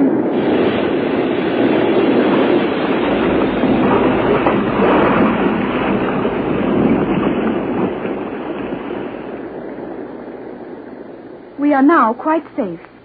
You may rest assured that nothing further will happen to us. But, Joan, you said that before, and something has certainly just happened to us. I'll say something's happened, but what was it? The submarine was shaken by violent shocks, just as it was when those magnetic bombs were released from that Euclidean plane. Well, no magnetic bomb ever got down to this depth. You are correct, Captain Bradford. Though the action on this submarine was much the same, we were located by the radio power beam from the island. The power beam? Why, Joan, you don't mean that those scientists are able to send a burst of destructive power along a radio beam? They can do everything else. Then we invited that when we took a chance on answering Johnson's call on the radio. Precisely. But if we were not harmed, what is the effect of that beam? The effect on us is probably negligible, as I was fortunate enough to be able to surround this boat with protection in time to prevent the beam hurting our outer shell to any extent. Though we will find a number of indentations in the metal. You mean that radio beam thing hit us hard enough to put dents in the side of this submarine? Precisely. But, Joan, that would mean that the force of that radio beam was greater than the pressure of this water at a depth of 9,000 feet. It was considerably greater. Well, golly whiskers. What kind of protection could you surround the submarine with that would keep that kind of pressure from smashing us? The protection is made up of the same elements as the destructive power beam. I merely released several of our magnetic bombs on the course to Euclidia, and the explosion you heard was the meeting of the magnetic bombs and the power beam from Euclidia. But, Joan, that Euclidean we heard threatening us was in Los Angeles. You say you interrupted that destructive beam coming from Euclidia? I don't understand that either. It should be quite obvious. Well, maybe it should be, but it isn't as far as I'm concerned. Does it not occur to you that an agent of Euclidia would hardly have the opportunity of setting up apparatus for the transmission of such a beam in the same room in which Johnson was working? The same room? Yes, Tex. Joan must be right. We heard Johnson's voice. Then he sounded as if he were in trouble. And then this other voice came over our set. It must have been our set. Undoubtedly. But where did that radio beam thing come from? From Euclidia. Oh, I'm beginning to see it, Joan. Euclidia was listening in on our two-way radio talk and getting our position logged accurately. Then when that Euclidean in Los Angeles finished his little speech, they turned on the beam from the island. That would be it, Captain Bradford. And now every scientist on that magic island knows exactly where we are. And I suppose they will start moving in on us from all directions. They will attempt to do that, of course. But we will reach Los Angeles in safety. But we're losing so much time. And Johnson may be in danger. No doubt about that, but we couldn't get there in time to help him anyway. That is true. Mr. Johnson will have to care for his own safety until we arrive. In the meantime, we may make ourselves comfortable. Comfortable? Swell place for it. Now, Joan, as you think our best move is to do nothing for a while, perhaps you take this time to give us a little explanation about that Euclidean fellow who managed to get so close to Johnson in Los Angeles. Yeah. Who is he? I am sure the voice we heard over Johnson's radio was that of Thales, chief electrical scientist on Euclidia. Another of those weird names derived from some ancient scientist, I suppose. To be sure. Thales bears his name in honor of the original Thales, philosopher of ancient Greece. Thales lived 2,600 years ago and was the founder of modern electrical research. I thought Benjamin Franklin and his kite discovered all that. No, I'm afraid Thales lived slightly before Franklin. Yes, quite a while. So the Euclidean chief electrician is in our country. It would seem so, Captain Bradford. Thales is powerful. Perhaps the most clever man on Euclidia. Many believe him to be superior to G47. Well, he sure got these electrical rays of his trained. If they'll run along the ocean floor for 600 miles and bump our submarine around. You appear to have made something of a study of this man, Thales. The original, I mean. Have the Euclideans any proof as to how far he progressed with his studies 2,600 years ago? Euclideans have made more extensive research than any other mortal men. Thales was credited with discovering the electron, the Greek word given to common frictional or static electricity, though there is no evidence to show that he even dreamed of the electron as we know it today. I never even met an electron. You've met a lot of them, Jerry, but maybe you didn't recognize them. And I'm as much in the dark as Jerry. John knows so many things of which we are ignorant. I can still remember learning in school that Benjamin Franklin discovered electricity. Your schools must be sadly lacking. Oh, I don't know. We get along all right. I think it's a lot better to know that Edison invented electric light than to worry about some Greek who rubbed the cat's back to knock out a few sparks before America was discovered. Thales did not rub a cat's back to get sparks. The earliest experiments were performed with pieces of amber and cloth. Okay, but what? And Thomas Edison did not invent or discover the electric light. He did, too. Joan, are you sure of what you're saying? Naturally. Well, now, let's not get into an argument over it. For all practical purposes, Edison improved the electric light and made it really practical after the invention of the dynamo about 1870. But there undoubtedly were attempts made before that. I never heard of them. In the year 1800, the principle of the electric light was discovered by Sir Humphrey Davy, who made a successful arc light with batteries and charcoal. And that was 47 years before Thomas Edison was born. Oh, I give up. You know too blame much for me. No, don't feel badly about it, Jerry. Joan apparently knows more than any of us. But we can do nicely in our world without quite so much knowledge. You mean we will do nicely in our world when we get back to it. But in the meantime, we're very much in Joan's world. Let's give her a free hand in working this thing out. Is that sensible? What would you suggest, Joan? For the moment, nothing. Huh. I could have thought of that. Nothing is easily thought of, but many people do not know how to do it well. You're certainly right there, Joan. And one of the worst faults we have is impatience. A great deal of patience will be needed before we are safely in California. Now, if you will all remain perfectly still, I will open the beam testing devices in the radio receiver, one by one, and we may check Euclidean waves without danger. You mean you will be able to tell if they're still sending out radio impulses from the island? Precisely. And as it makes it very difficult to observe this with our transmission channel closed, you must all maintain absolute silence while I test the various beams. I'll keep quiet. We'll not make a sound until you give us permission, Joan. Go to it. Very well. Silence.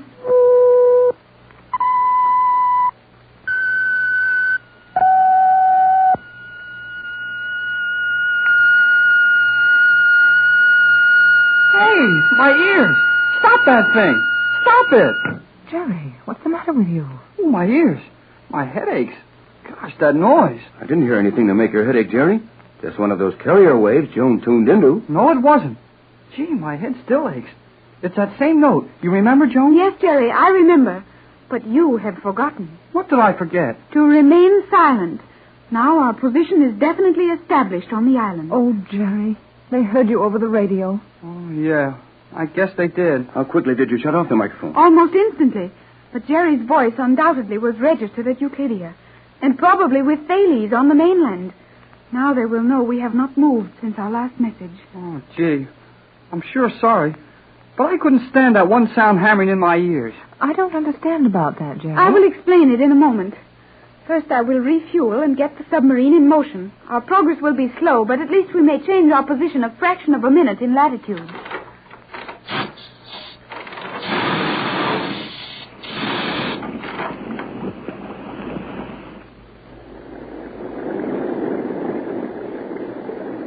Now I will explain why that seemingly innocent sound should disturb Jerry so badly. Well, why didn't it bother any of the rest of us? Oh, that's my keystone note. Your what, Jerry?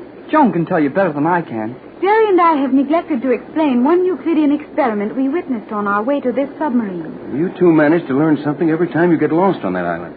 All Pat and I saw was a bunch of doors that we couldn't manage. Well, we got mixed up in them, too. It was when we opened one of them that we heard the old deaf guy practicing music. A deaf man practicing music? I will explain it. We accidentally opened the door of the musical laboratory where Octavo was conducting his experiment. Was that his name, Octavo? For Octavius, who was credited with arranging the musical scale? Mother, you knew. Well, we have learned one or two things, Joan, but go ahead. Jerry and I stood in the doorway, observing the old man as he tapped on vessels containing varying levels of water, sounding a true note with each. At last, he struck the note to which Jerry's consciousness is tuned. And Jerry had a severe headache. Yeah, just like I had when that note came out of the radio. That is being done deliberately? Well, I'd say so. Same principle as a musical note wrecking a bridge, isn't it, Joan? Precisely. And while Jerry may be uncomfortable from the effects of his note, I think we have nothing to fear unless they discover the keystone note of this submarine. Joan, they might find a note which would destroy this boat. More than that, they are sure to find it.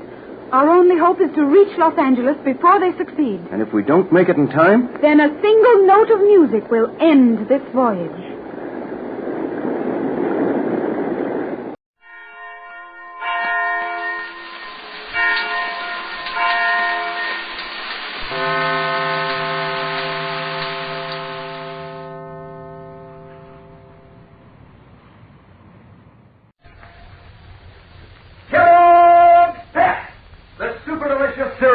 Present The Adventures of Superman.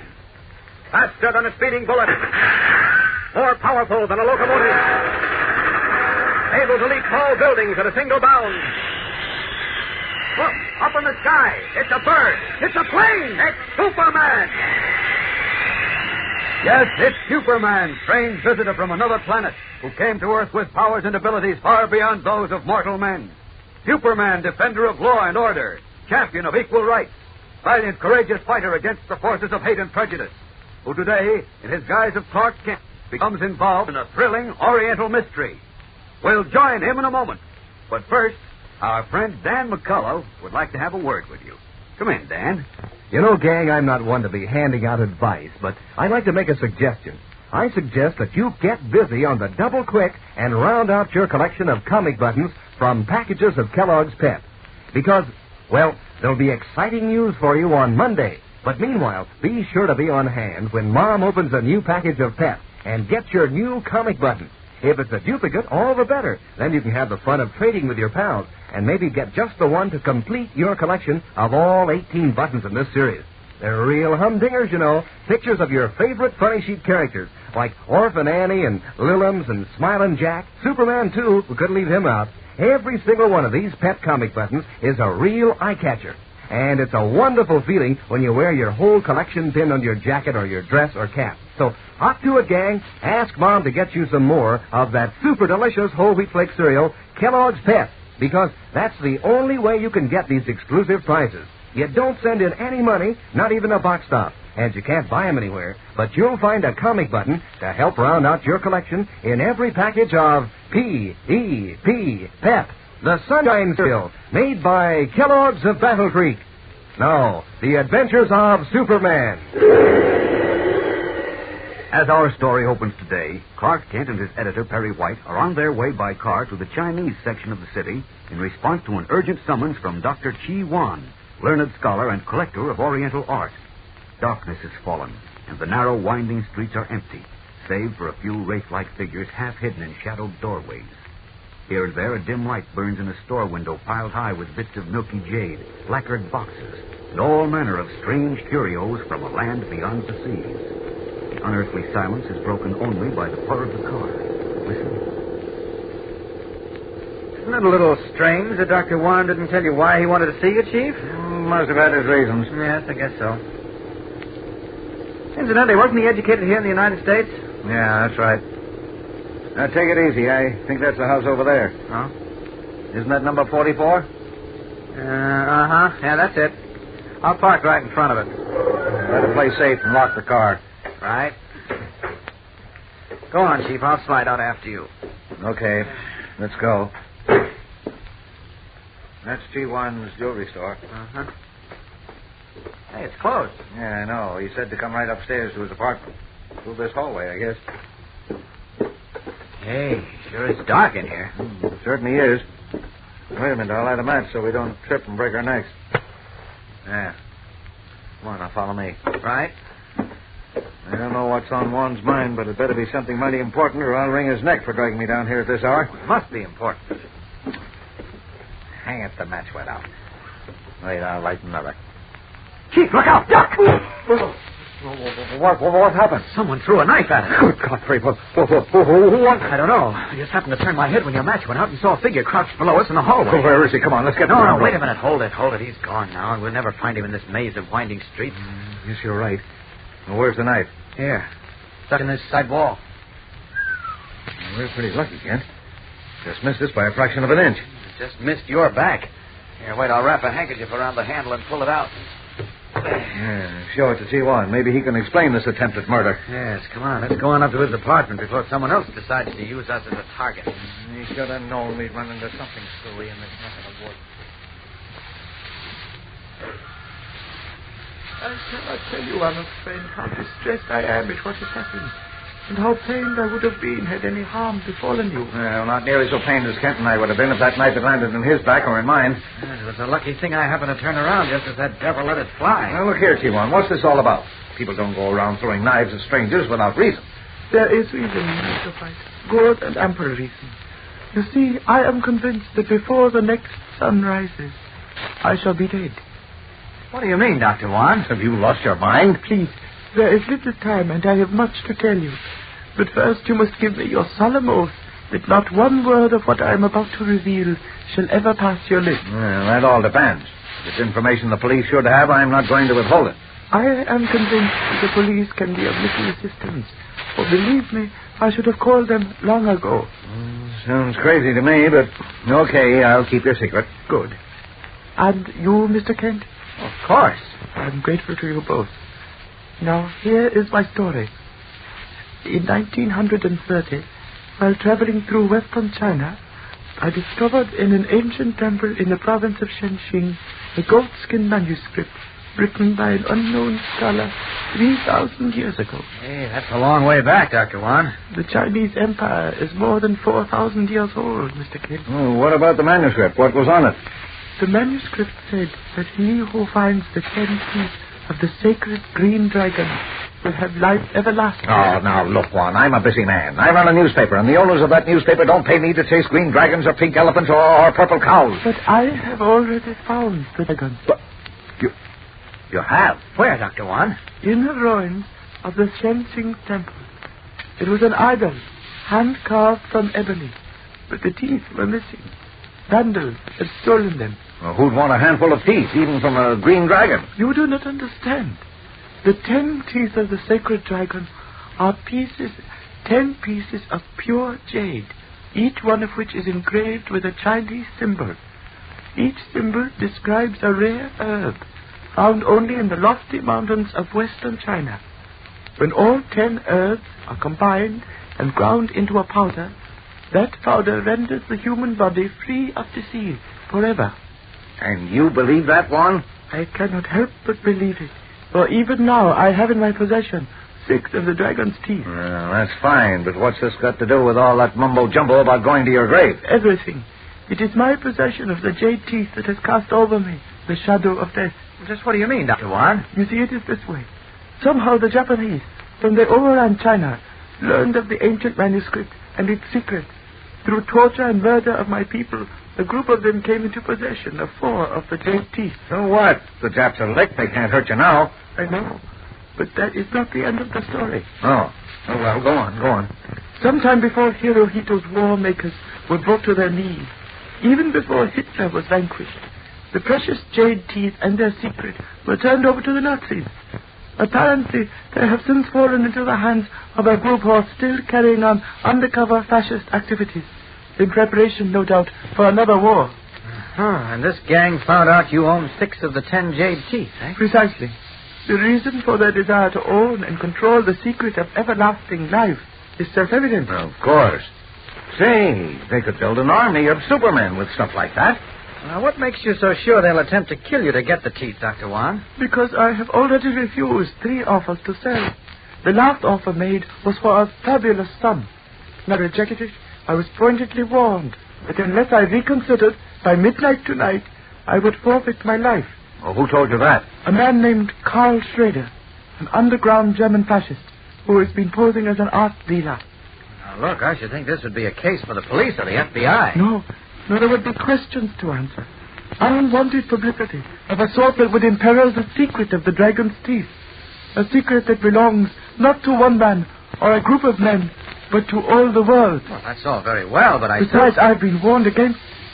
My telephone wire is kept. My house is guarded. Well, look, what can we do to help you, Dr. Juan? I want you to take the 6 dragon's teeth, and if anything happens to me, turn them over to Professor Henry Wells, curator of the Oriental Department at the Metropolis Museum. No, wait a minute, Warren. That might be dangerous. No harm will befall you. Schrader will not run the risk of an attempt on the life of a nationally famous newspaper editor. But if you are afraid... No, we're not afraid. Give us the dragon's teeth. Very good. I shall get them for you from the strong box in my safe. While I am gone, will you please help yourself to some tea? It is an excellent and very special blend of which I received a shipment just this morning. Thanks. I can use the stimulant. I shall be gone only a moment. Look here, Kent. What's the idea of sticking our necks out on this? Because I like him. Because I got a hunch this is going to develop into a terrific story for us. Yeah? Well, I got a hunch it's going to be a lot of grief. Pour me some of that tea. Okay. Unaware that Perry White's hunch is right, Clark Kent smiles confidently as he prepares to pour tea for his editor. In a moment, we'll return for the startling climax of today's episode. But first, here again is your announcer. Say, gang, this is the very last time I'll be talking to you about that first series of comic buttons you're all collecting from packages of Kellogg's Pep. So I hope your collection is all complete, or almost complete. Why, in our neighborhood, a lot of the fellows and girls have all 18 buttons in the series, and a lot more have all but one. Hope you're that far along, because come Monday, I'm going to have some doggone exciting news for you. Something you won't want to miss. So pitch in and round out your collection of Pep comic buttons. Get the thrill of having all 18 pictures of your favorite comic strip characters pinned on your jacket or dress or cap. Don't miss out on a single one. Get Orphan Annie and Uncle Walt and Superman and all the others. And say, better remind Mom that it's time to get more of that super delicious whole wheat flake cereal, Kellogg's Pep. That's the prize package that brings you these exciting comic buttons. You don't send in any money, not even a box stop. And if you can't buy them anywhere, these exclusive prizes come only in packages of P.E.P. Pep, the Sunshine Cereal, made by Kellogg, the greatest name in cereals. And remember, tune in Monday for the big news I'll have for you. Now, back to the adventures of Superman. While waiting for Chi Wan to return with the precious jade dragon teeth, which they have agreed to take to the museum for him, Clark Kent pours tea for Perry White. Sugar, Chief? No, thanks. I'll help myself. Well, what about you? Aren't you going to have any? No, thank you. Go on, take some. Special blend, Chi Wan said. I don't care for tea. This is good. I wonder what's keeping it. It takes a while to open the safe. Leave it to the Chinese to dish up a good cup of tea. It shouldn't be taking him this long. Oh, relax, son, relax. Pour yourself a cup of this brew. Nothing like a good cup of tea, too. What's the matter, Chief? I don't know, my throat, Chief, tightening up. What is it? I can't breathe. The tea, Great Scott! It's poisoned! Moving swiftly, Clark Kent catches Perry White's limp body as the teacup and saucer slip from his editor's inert fingers and crash to the floor. What has happened? Did Chi Wan deliberately set a trap for Perry White? And if so, why? There are new thrills and surprises in this exciting new mystery of the Dragon's Teeth. So don't fail to be with us Monday for another dramatic episode. Tune in, same time, same station, and follow the adventures of Superman. Faster than a speeding bullet. More powerful than a locomotive. Able to leap tall buildings at a single bound. Look, up in the sky. It's a bird. It's a plane. It's Superman. Fellows and girls, be sure to follow the adventures of Superman. Brought to you every day, Monday through Friday, same time, same station, by the grand old Kellogg Company of Battle Creek. And for other thrilling adventures of Superman, see your local newspaper. Superman is also a copyrighted feature appearing in Superman DC publications. Say there, gang, have you heard? Kellogg's Variety is back. That's the grand 10-package assortment of 6 famous Kellogg cereals that makes breakfast so much fun. Why, it's like eating in a restaurant where you can choose from a whole list of your favorite cereals, each one in your own private package. And Mom's sure to be glad Kellogg's Variety is back. Show her how you can eat right out of the swell new Kell Bowl pack. She'll like not having to wash dishes. So ask her to hurry and get Kellogg's Variety right away. And be sure to be with us on Monday for the thrilling adventures of Superman. This is the Mutual Broadcasting System. Kellogg's Pep, the super delicious cereal, presents the adventures of Superman. Faster than a speeding bullet. More powerful than a locomotive. Able to leap tall buildings at a single bound. Look, up in the sky. It's a bird. It's a plane. It's Superman. Yes, it's Superman, strange visitor from another planet, who came to Earth with powers and abilities far beyond those of mortal men. Superman, defender of law and order, champion of equal rights. valiant, courageous fighter against the forces of hate and prejudice. Today, strange and mysterious forces are at work in the heart of Chinatown in Metropolis as Perry White and Clark Kent visit the learned scholar, Dr. Chi Wan. We'll join them at Dr. Wan's apartment in a moment. But right now, here's a word from Dan McCullough. Say, gang, I hope you're listening carefully to what I'm going to tell you today. I hope you've practically got your ears glued to the radio, because this is exciting. Now, here's the dope. You've been collecting the 18 comic buttons in the first series put out by Kellogg's Pep. Well, those comic buttons made such a big hit that now there's a second series. Yes, now there's a second series. 18 more buttons for you to watch out for and exchange with your pals. There's Andy Gump and Popeye and the Little King and Superman, of course. And every single one of these new buttons is gay and brilliant and smart-looking. The colors are bright blue and red, yellow and black, and the pictures of your favorite funny paper characters are clear-cut and true to life. Yes, sir, these new Pep comic buttons are really honeys. And just like the first series, they're exclusive prizes from that super delicious whole wheat flake cereal, Kellogg's Pep. That means that you don't send in a single penny, not even a box stop. And you can't buy them anywhere, but you just ask Mom to get you plenty of that super delicious whole wheat flake cereal, Kellogg's Pep. And there's your prize in every package. Remember, that's P-E-P, Pep, the Sunshine Cereal, made by Kellogg's of Battle Creek. Now, the adventures of Superman. When Clark Kent and Editor Perry White rushed down to the Chinatown apartment of Dr. Chi Wan in response to an urgent summons from the Oriental scholar and art expert, they learned an amazing story concerning 10 pieces of precious jade known as the Dragon's Teeth. According to a legend, each of the jade teeth is engraved with a symbol representing a rare herb, which, when combined, brings everlasting life. Carl Schroeder, who poses as an art dealer but represents a group of fascists, made several unsuccessful attempts to buy 6 of the jade teeth owned by Dr. Wan. Then, angered by failure, Schroeder gave the Chinese scholar until midnight to sell or suffer violence. Fearful lest Schroeder will kill him to steal the precious teeth, Dr. Wan asked Kent and White to take them away for safekeeping. As we continue now, Perry White is sipping tea in Dr. Wan's apartment while waiting for the Chinese to return with the jade teeth. Try some of this tea, Kent. It's delicious. No, thanks. I never drink tea. You don't know what you're missing. Maybe. Nothing like a good cup of tea to... Kent, what's the matter, Chief? My throat, Kent. It's tightening up. I can't breathe. Kent, that tea, it's... My Scott, it's poison. Chief! Oh, he's out cold. Boy, he's thinking fast. He's as pale as a ghost. I can barely feel his pulse. I can't waste any time looking for one. I've got to get him to a doctor. It may be too late. I'll come back later to settle with whoever poisoned that tea. Here we are. Now, up with the window. Away! Red cloak streaming in the night wind, Superman speeds through the darkness with Perry White limp and unconscious in his arms, racing against the grim specter of death. Meanwhile, back in the editorial rooms of the Daily Planet, Lois Lane, Star Girl reporter, questions Beanie Martin, the Planet's copy boy, concerning Clark Kent's whereabouts. You say he went out with Mr. White about an hour ago, Beanie? That's right, Miss Lane. They went to Chinatown. Chinatown? What for? Well, a story, I guess. I heard Mr. White say he didn't think there was much in it, but he wanted Mr. Kent to come along anyway. Look, do you know where in Chinatown they went? No, I don't. Oh, think hard, Beanie. Didn't Mr. White say where he was going? Not to me. He did mention some Chinese name, but I can't remember it. Beanie, please, try to think of that name. Gee, I can't remember. Wait a minute. Gee, that's it. Dr. G something. Dr. Chi Wan? Yeah, that's it. How did you know? Dr. Wan is a well-known Chinese art dealer. They didn't say why they were going, did they? Not to me, anyway. Hi, Beanie. Hi, Jim. Say, did you hear the one about... For heaven's sake, Beanie, will you save those corny jokes for some other time?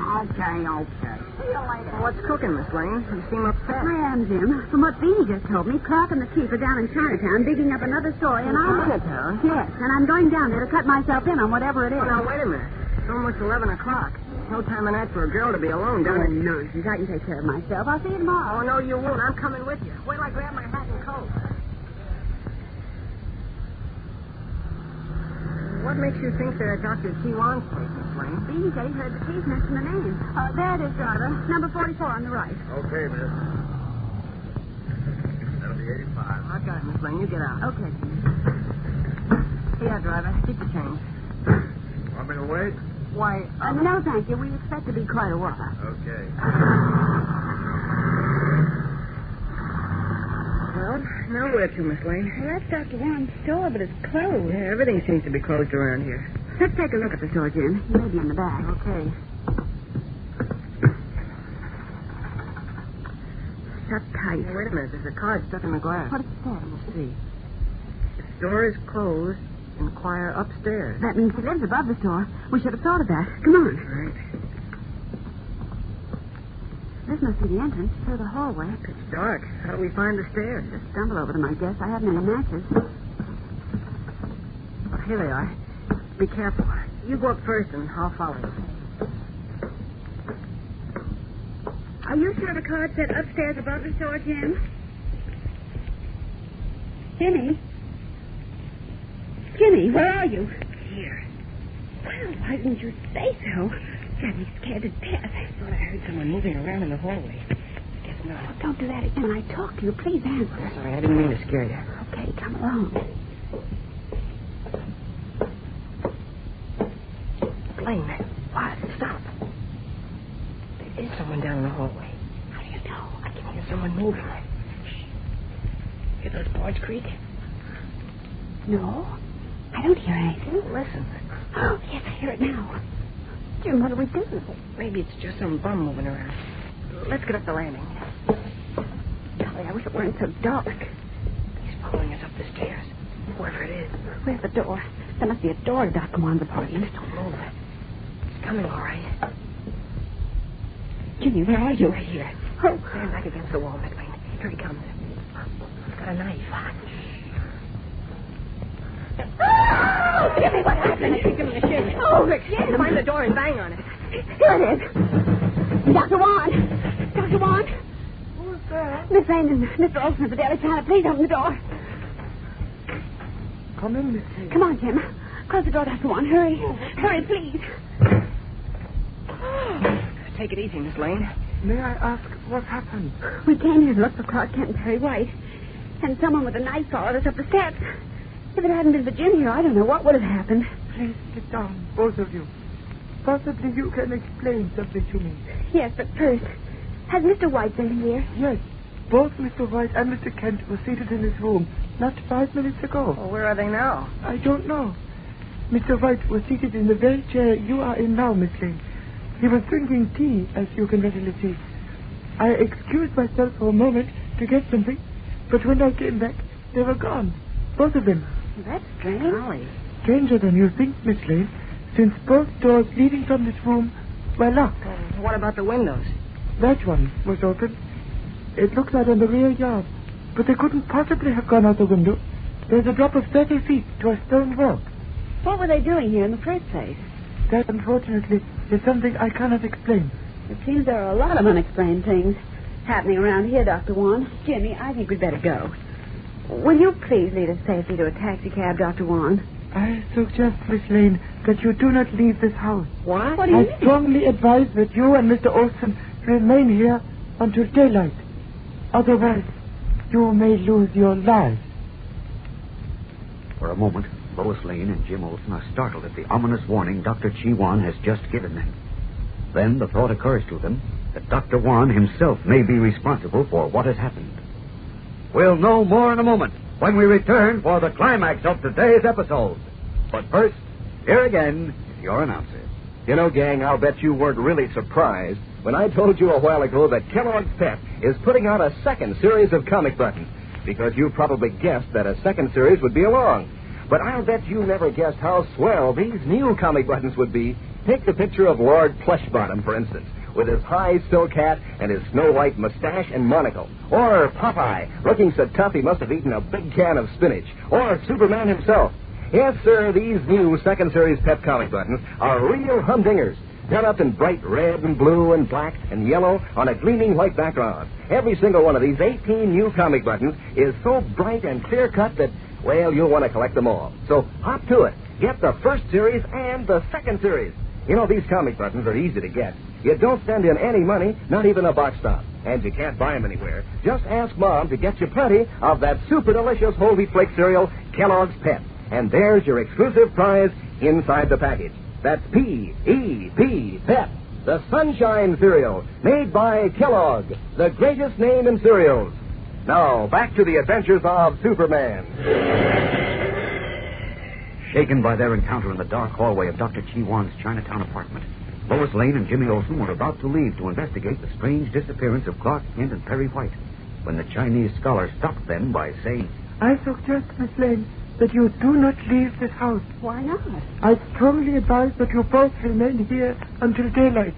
Otherwise, you may lose your lives. Well, that's ridiculous. That's a big idea. Merely a precaution. A precaution against what? Forces over which I have no control. Oh, nonsense, Dr. Wan. Is there a phone in this house? No. The telephone is downstairs in my store. Well, that means we can't even call the police. Please bear with me, Miss Lane. At some later date, you will have a complete explanation. And now let me apologize for being a miserable fool. Will you and Mr. Olsen have a cup of tea? Tea? Why, yes. How about you, Jim? Are we staying here? I suppose so. Okay, then. I'll have some, too. You see, the tea is still quite hot. Evidence that Mr. White and Mr. Kent left here only a short while ago. Sugar, Miss Lane? Yes, 2, please. The same for me. Thank you. Mr. Olsen? Thanks. Tea certainly is pungent. Smells good. Yes. It is a special blend. I feel quite certain you will enjoy it thoroughly. Well, I hope it helps quiet my nerves. Here's looking at you, Jim. Unaware that at this very moment Editor Perry White is in a hospital, deathly ill from this same tea, Lois Lane and Jim Olsen are about to drink the potent brew. Can the scholarly Dr. Chi Wan be deliberately making an attempt on their lives? We'll know tomorrow, so don't fail to be with us for another thrilling episode in this exciting mystery of the Dragon's Teeth. Tune in tomorrow and every day, Monday through Friday, same time, same station for The Adventures of Superman. Faster than a speeding bullet. More powerful than a locomotive. Able to leap tall buildings at a single bound. Look, up in the sky. It's a bird. It's a plane. It's Superman. Fellows and girls, be sure to follow The Adventures of Superman. Brought to you every day, Monday through Friday. Same time, same station, by the grand old Kellogg Company of Battle Creek. And for other thrilling adventures of Superman, see your local newspaper. Superman is also a copyrighted feature appearing in Superman DC publications. Want to hear a scoop? A big scoop of Kellogg news? Well, listen to this. Kellogg's Variety is back. Yes, Kellogg's have scooped 6 of their most famous cereals into this grand variety carton. One carton containing 10 separate generous-sized packages. So now it's easier for Mom. She just gets Kellogg's Variety, and everybody at the breakfast table can eat his favorite cereal fresh from its own box. Makes breakfast more fun than a picnic. Ask Mom right away to get Kellogg's Variety. It's swell, no fooling. And be sure to be with us tomorrow for the thrilling adventures of Superman. This is the Mutual Broadcasting System.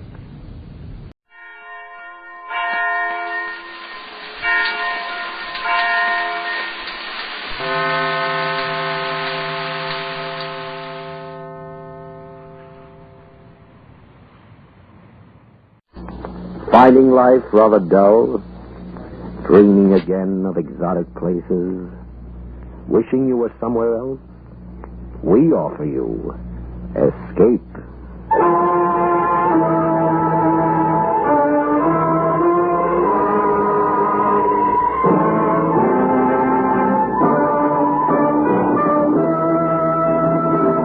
In the spirit of the Christmas season and its magic effect on all men, Escape brings you a charming fantasy about a small boy who discovered a delightful new world and lived forever after in its enchantment, as Anthony Ellis tells it in The Cave.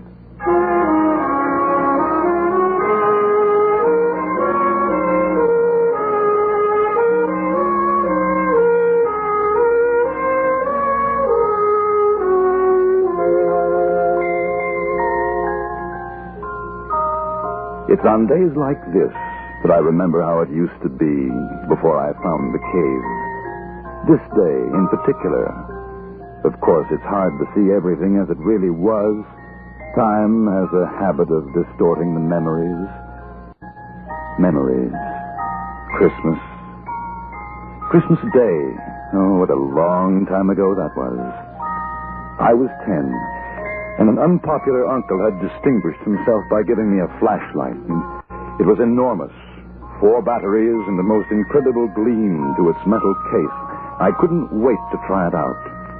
And because it was still early afternoon, I could think of only one place that was dark enough for the exciting test. The cave. The big cave whose mouth was near the sand dunes and whose recess was rumored to be miles deep. George Fennell and I had never ventured more than 200 yards or so inside.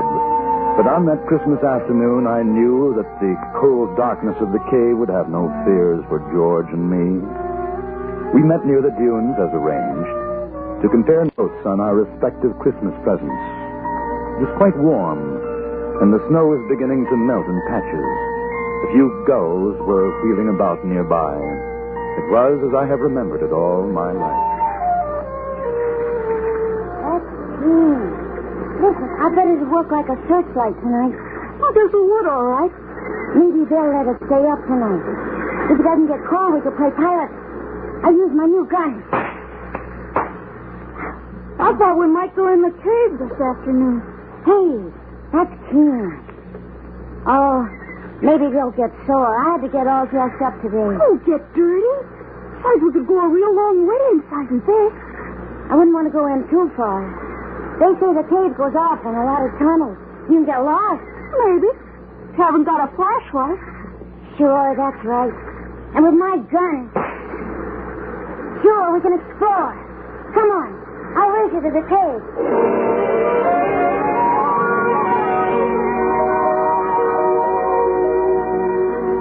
I won the race, and we stood at the entrance of the big cave. The arch had a span of about 25 feet, but just inside, it widened until the walls were 70 feet apart and the ceiling was over 50. As we passed from sunlight to shadow, I turned for a moment and looked down to the sea. At the water's edge, a gull stood, motionless, looking up at us. And then, solemnly, as though with disapproval, it too turned about and gazed out over the water. The opening of the cave receded and became small, and we went deeper and deeper. Shine it up there, Dan. Way up. Okay. Gee, I bet that's high. A mile, I guess. You're dearly a mile. Maybe 100 feet. Bang, bang. Boy, that's keen. Just like a real gun. Come on, let's look. Let's look the cave down here. It looks like a turn, see? Oh, okay, but we better not go too far. Matter, you scared? Heck no, but... Well, I gotta get back for dinner. You'll get awful sore if I'm late. Oh, you won't be late. Come on. I want to see what's around here. Okay. Hold the light on my gun.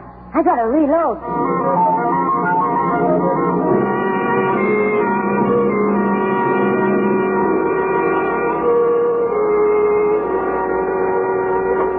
Fish. Who ever heard of fish in a stream like this? Where'd they come from, huh? Where? I don't know. They say there are fish in caves sometimes. Blind fish. That's silly. What are you stopping for? We gotta go back now. Why? Because it's late. Besides, how do you know which tunnel we took? How? Maybe we could get lost. Listen. Maybe if we keep on going, we'll find treasure in here. Treasure? Sure stands to reason. Maybe like in the pirate book. Somebody came here and buried treasure. Henry Morgan or somebody. No. Sure stands to reason. Everybody's like you. They say no, but just suppose.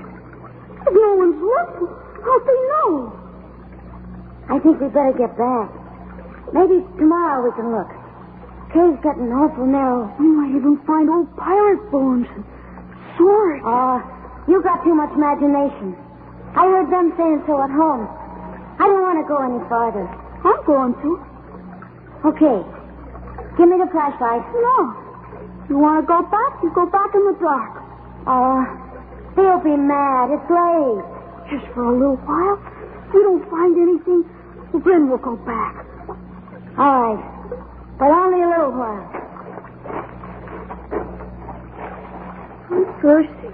You better not drink out of that water. It's probably poison. Why? All right, I'm going to have a drink. There you are. See, I told you. Now you'll probably die. It's poison. It's like the ocean. Hey, look. What? There, coming down the stream, that white thing. Yeah. Looks like a piece of paper. I'm going to get it. Hold my hand. You'll fall in. Oh, Got it. What is it? I don't know. It looks like a handkerchief. That's silly. It's too small. Who'd use a handkerchief like that? My mother does. Gee, I'd hate to blow my nose on that. You can almost see through it. How'd it get down here? Who cares? Maybe it's a message. Huh? Like from someone in distress. I'm going home. Like a damsel in distress in the pirate book. Hey, we gotta find out. Give me my flashlight. We'll follow the stream.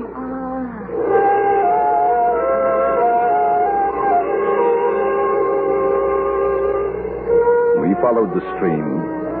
We walked by it as the cave twisted and curved. We didn't notice the passageway, which had been getting smaller all the time, suddenly widen out, and the stream, which was becoming a river, and the river...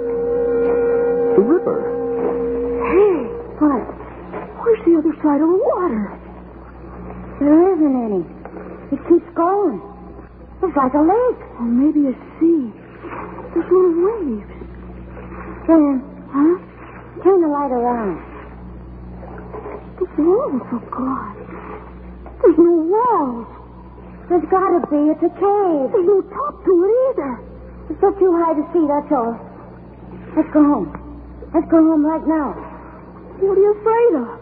I'm not, but I'm hungry and it's Christmas. Well, I got things to play with. Come on, Dan. Come on, I want to get outside. What'd you do that for? Turn on the light. Turn it on. Don't you notice something? You turn that on. Give it to me. Oh, wait a minute. I want you to see something. You give it to me. I'm not going to play with you anymore. You give it. What you've done? It's all your fault. I didn't want to come in here anyway. How are we going to get back? It's dark. No, it isn't. That's what I wanted you to see. Look up there. I don't see anything. You will. Oh. It's like stars. Way up. That's what it is. It's stars. We stood there, George and I, 10 years old, and for a moment no longer afraid because of the wonder of the thing. It was like from a sky that I knew I'd never seen before. Yet I knew I was still in the big cave because when I spoke, the echo of my voice returned.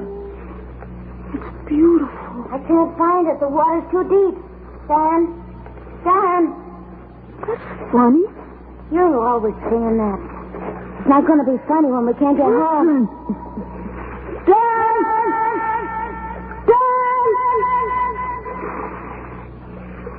Now you do it. What for? It's just an old echo. Go on. George. Hello.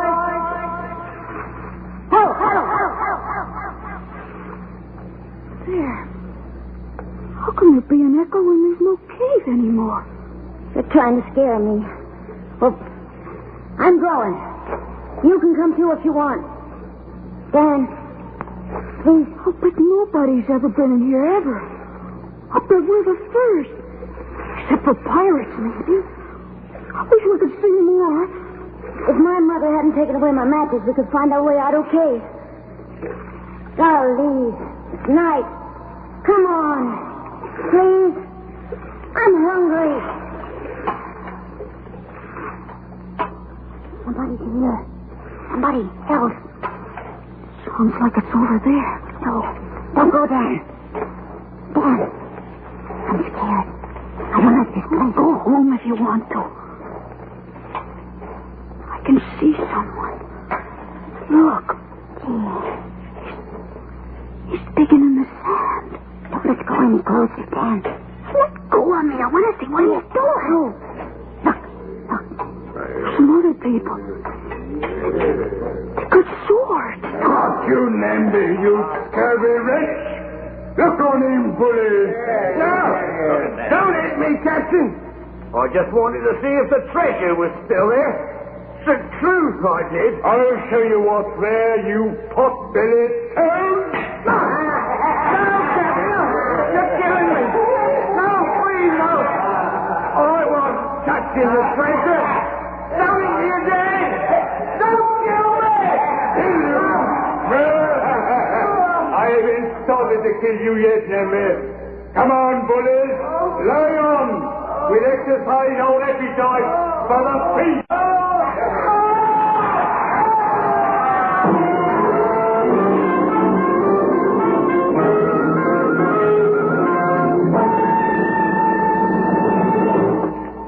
Escape under the direction of Norman MacDonald returns in just a moment. There's nothing quite as depressing as being hungry. Hunger is the hand which crushes the will to work. Hunger is the enemy of hope. And there are many, many hungry people today in the war-anguished lands of Europe and the Far East. You can restore that will to work. You can restore hope by combating hunger. And your weapon of combat is a care package. For $10, you can send a care package today. Keep sending them until those people can take care of themselves. And now, back to Escape.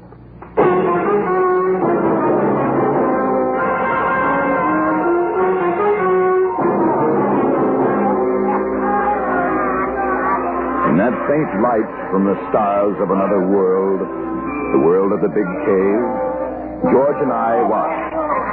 We could only see shadows until someone lit a lantern. And then I knew that I'd been right. Pirates! Pirates! I want to go home. Pirates they were. The most glorious, the gaudiest pirates to sail under the Jolly Roger. The leader was a huge man with a fine, bushy beard and a voice like the trombone in the village band. How shall we cook him, boys? Broiled or steamed? No, Captain, no! Too tough a morsel for that, Captain. I say roast him. Aye, Jim. Roast it'll be. Nothing like roast Namby, I always say. We'll cut out his heart first and feed it to the dog. Namby, you lily-livered aggravation, say your prayer. He's going to kill him. I don't want to watch that. Who was that? I don't know, Captain. Sounded like a boy. A boy? A boy? Mayhap 'twas the Lady Alicia. Bilge. She's in the dungeon, Untitled. Aye, that's true. It came from over there. Hold the lantern eye, Shield. They'll get us, Dan. We gotta run. Don't be afraid. If you're not afraid, nothing can happen. Do you see anything, Untitled? You know it, but save us all. 'Tis a boy. There's two of them. Well, stop a minute. Boy, huh? Hold the little demon. That's it. Boy. Two small boys. What'll we do with them, Captain? Hang them, I say. Hang them. They're on to the treasure. You.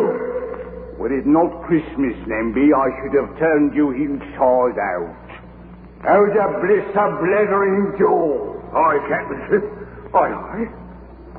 Boy, what's your name? Dan Embry, sir. On that one. George. He's my friend. George. George Finnell. His father's a policeman.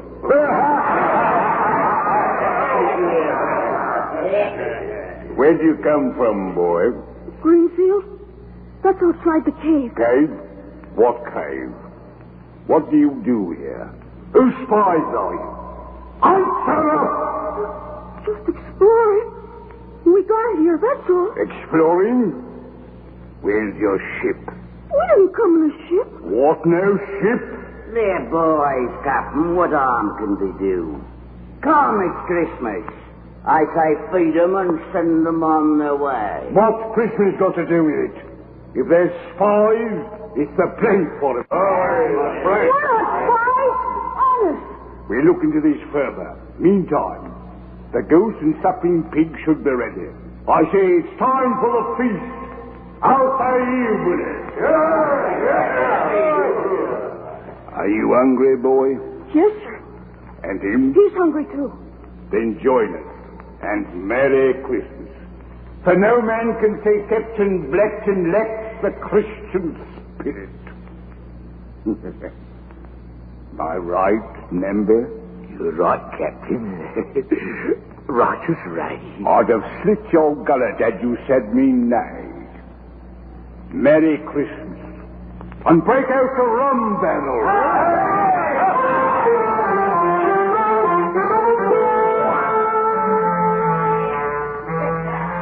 I remember that day, that long ago, the great dining board set upon trestles, the fruits, the wine, roast goose, and pig, the pirates roughed in their colorful patched clothing, the songs, the drinking, and stories of home and sea.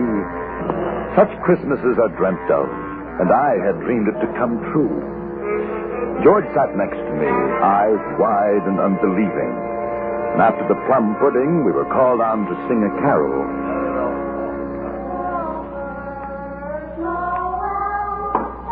And as we sang, they became quiet, and each sat lost with his own thoughts of sweetness and sadness.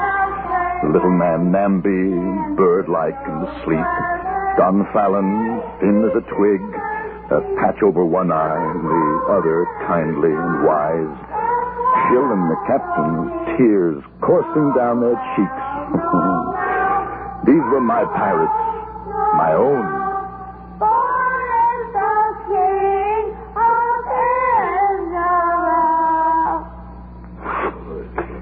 Well done.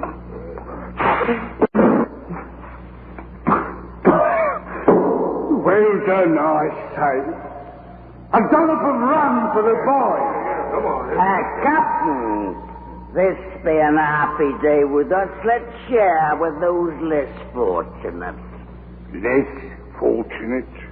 Oh, we're all well met. The Lady Alicia. No, she is our prisoner. Until ransom is paid, so she will remain. Oh, what matter if she graced our table for the evening? It has been long since a woman's been with us. Very well. Stand the prisoner here. Bring her from the dungeon.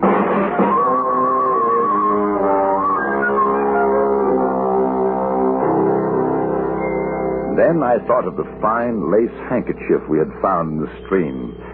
Would this prisoner, the Lady Alicia, would she have sent the message of distress? And how?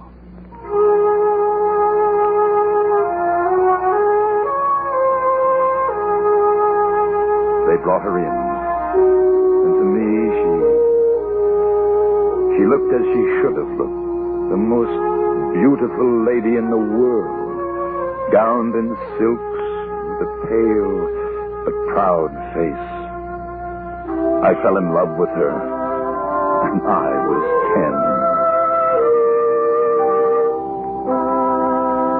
10. As the night wore on, the pirates grew drowsy.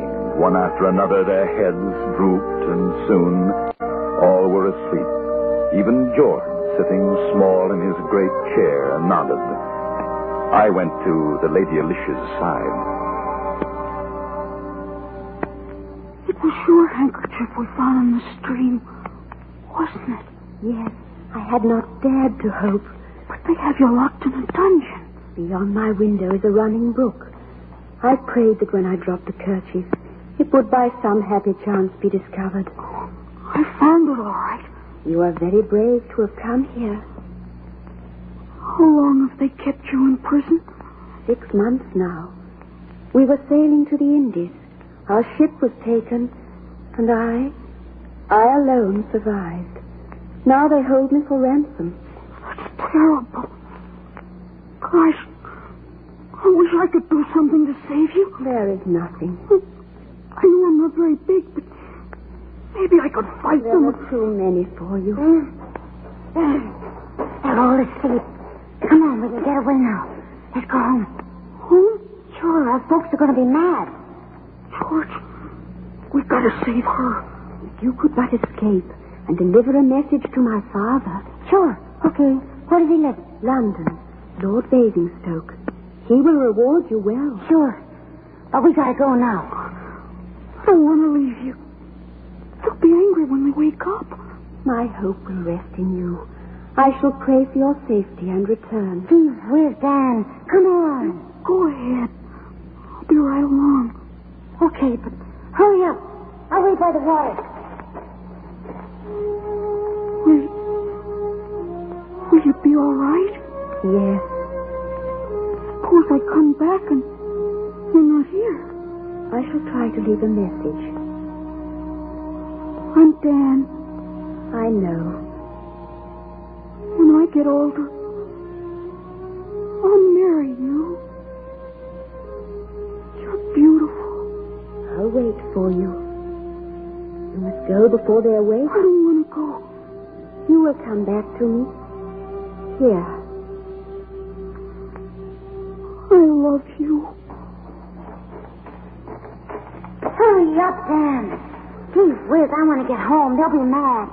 Mother said not to be late for dinner. We gotta save Lady Alicia. Don't forget. Okay, but hurry up. Dark. Do you know which way to go? I know.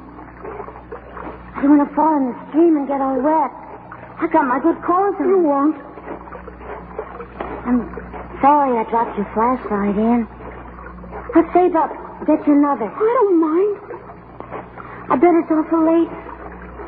I'm glad it's Christmas. Maybe they won't mind. We followed the tunnels one to the other. The stream flowed with us, urging us on. It was dark, but I knew the way. We felt along the damp walls of the cave, and at every step we moved further away from my world. And suddenly, from a great distance, we saw a tiny circle of light, a dot which grew and grew until it was the size of a gold sovereign. There it is, Dan. It's the entrance. And it's still light out. I won't be late for dinner. And I was afraid. I was afraid because I knew that if I stepped out into that sunlight, I should never be able to find my way back again. Never. Hey, what are you stopping for? Why? George? If we run, we can be home before the sun goes down. For Pete's sake, Dan, what's the matter with you? I'm not coming with you. Oh, gee, what's the... I gotta go back. Go back? What do you want to do that for? I got to. I don't want to leave her. The pirates. I want to go back. Pirates? Who? Lady Alicia. Gee whiz, Dan. Come on, it was only a game. Come on. You've forgotten. I knew you would. I'm not going with you. You better. I'm going to tell your mother. You'll get it. Goodbye, George. Dan? Dan! Come back. Dan, what's the matter with you? Dan? You'll get lost. Dan! Dan! Don't go in there again. We played long enough. Come back. Come back. Dan! Dan! Dan!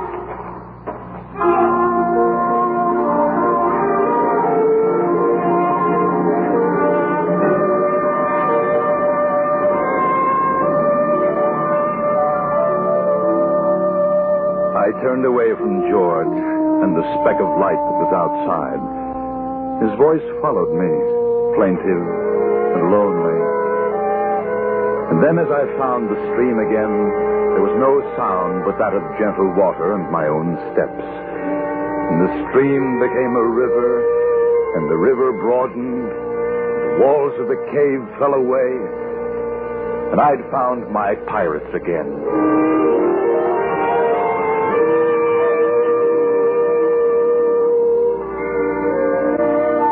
It's on days like this that I remember how it used to be before I found the cave. This day in particular. Sometimes I wonder what happened to George and what it's like outside the cave, but I don't really mind. After all, the Lady Alicia kept her promise and waited for me until I grew up. Now, everything is as I'd always dreamed it in the books. Oh, Captain Blackton, well, he's still here. A little less ferocious, perhaps, than 20 years ago. Captain? Yes, Blackton. If you and milady are ready, sir, the turkeys are cooked, and the men are waiting your pleasure. Very well, Blackton. Thank you. And a Merry Christmas. Thank you, Captain. Thank you, sir. And a Merry Christmas to you, sir.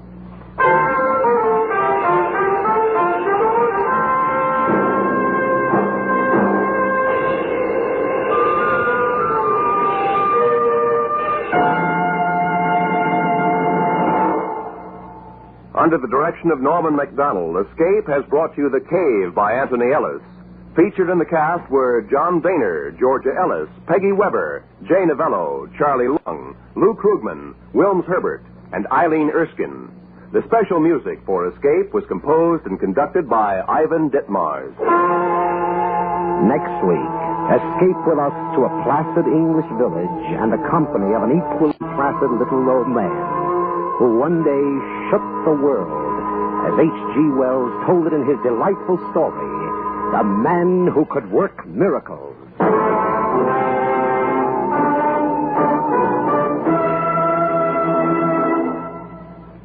Where does the world stand? Where is it heading as 1951 approaches?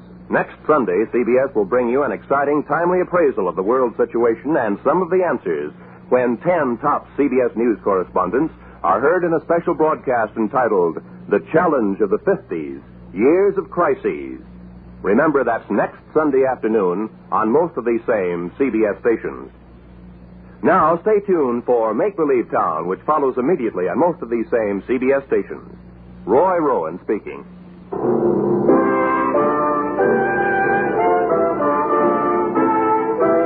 This is CBS, where you spend an hour with Frank Sinatra every Sunday afternoon on the Columbia Broadcasting System.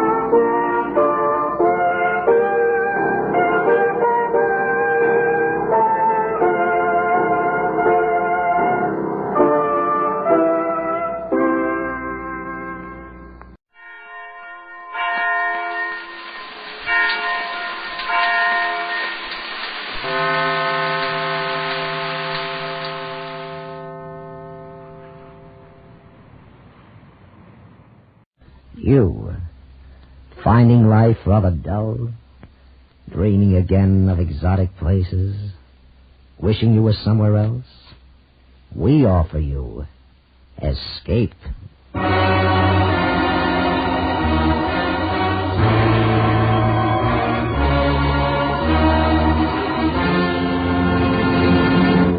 Escape with us now to a placid English village and the company of an equally placid little man who one day shook the world, as H.G. Wells told it in his delightful story, The Man Who Could Work Miracles.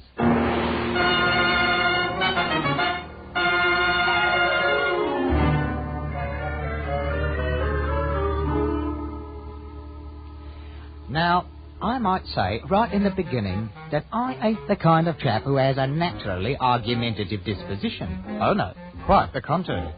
I'm a reasonable man who always takes proper thought before he speaks, and one who has a due respect for scientific truth. Why, I ain't never opened my mouth to utter a word that wasn't a pure, undiluted fact. That's what you say. Howsoever, when a man of inferior intellect, such as Toddy Bemis has showed himself to be more than once, When a man like that insists upon airing his ridiculous opinions in a public place such as the Long Dragon Bar, then I've got no choice but to confound him with the superior knowledge which I possesses. So you say? That's right, so I say. And if you can't contribute nothing but the same 3 words to this discussion, I'll thank you to admit you're defeated and shut your mouth. Well, now, Mr. Fotheringay. Easy, lads, easy does it. Well, I ask you, Constable. I'm only trying to enlighten the man from the bog of ignorance he's a-floundering in, and he keeps coming up with his infernal, so you say. Well, I'm a-wasting me words, that's all. If ponds had half and half flowed across this bar the way words do, then I'd have retired years ago. Speaking of half and half, I'll have another of the same if you don't mind, Miss Bridges. Right you are, Constable. By all rights, Toddy Beamish, I shouldn't be wasting my time on you. But out of the goodness of my heart, I'll do it anyhow. Suit yourself.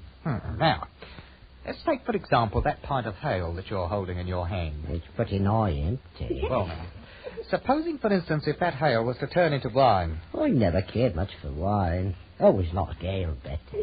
Now, if that ale was to turn into wine, then you'd have a miracle. So you say. So anybody says. Or take that master padlock on Miss Bridges' cash box. Now, if anyone could open that without a proper key, that'd be a ruddy miracle. You keep the long dragon out of this. Well, perhaps you ain't even aware of the proper definition of what a miracle is, Mr. Beamish. Well, some is one kind and some is another, in a manner of speaking. If anybody left so much as tuppence on the bar as a tip, that'd be a miracle, all right. Oh, be that as it may. But a miracle ain't of one kind or another, oh no. A true miracle is something contrariwise to the course of nature, done by the power of will. Something what couldn't happen without being specially willed to happen. And miracles ain't possible. Easy, lad, you know. Well, I wouldn't go so far as to say they ain't. It's your ignorance that's talking. Now, look, you see that lamp sitting there on the end of the bar, burning as bright as you please? I see it right in there. Well, now, that lamp in the natural course of nature couldn't burn like that if it was turned upside down and hanging in the hair. You say it couldn't. Mr. Beamish, do you mean to tell me... All right, maybe it couldn't. And if it did, that would be a miracle. Very well. Now, supposing somebody was to come along, take me, for instance, and he pointed his finger at that lamp like this and said, "Turn upside down." Now, if it... Turning there without no visible means of support. Oh, I can't keep it up there much longer. Remarkable, it's highly remarkable. Stop it now, Mr. Fotheringay. Stop it immediately. That's my official order. Well, look out, Constable. Look out. There it goes. Now see what you've done, Mr. Fotheringay. My best lamp chimney. Clean no more than an hour ago. Smashed to smithereens. But I didn't try to do it. Oh, you know, you might have caught the place afire. Most irregular. And illegal besides, like as not. No more of it now. Do you understand? But I tell you, I didn't mean for it. You and your silly conjuring tricks. But all I done was to point my finger at it like that. There, stop it now. Don't you dare. Well, that's all I've done. In that case, Mr. Fotheringay, you defeat your own argument right out of your own mouth. And how is that, might I ask? If it weren't caused by some form of trickery, then what happened to that lamp was a miracle. Now, then, I ain't to hold him with no blooming miracles. Hold with him or not, as the case may be, Mr. Fotheringay. But you just stood right there and performed a real, true, honest, genuine miracle.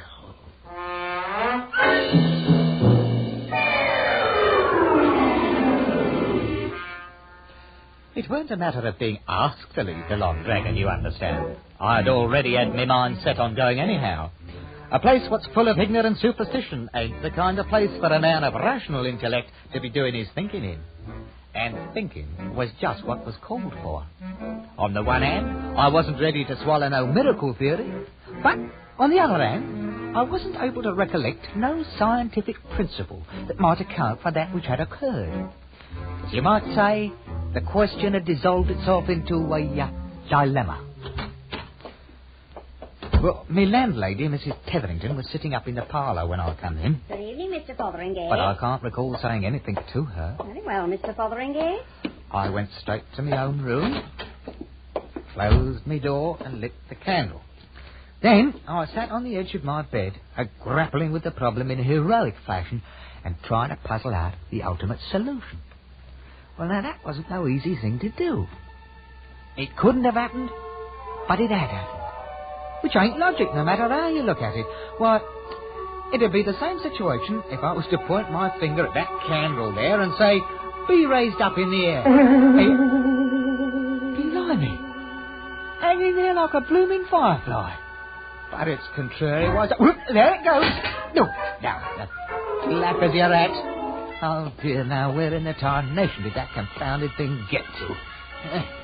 Well, at any rate, there should be some matches around here somewhere. Oh, here. Maybe I could... Yes. Let there be a match in me hand. Well, now. Just like that. Oh, the safety match. Not a blooming good that's going... Oh, dear, half a Mona. Maybe I don't need a match. Maybe I could... Yeah. Candle, wherever you are, be lighted. Here now, not in the middle of my bed. None of that now. Oh. Well, open it up. It isn't locked.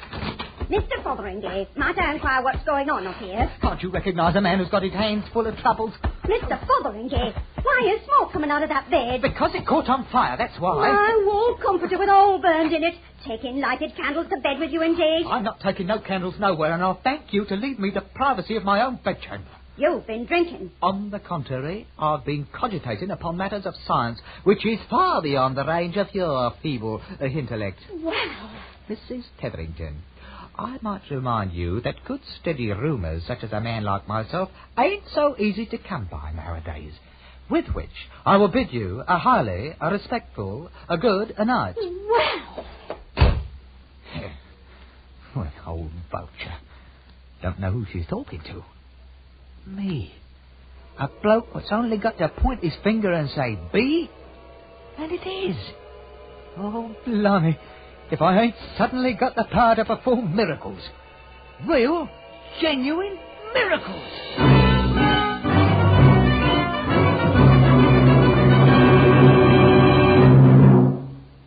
Escape, under the direction of Norman MacDonald, returns in just a moment.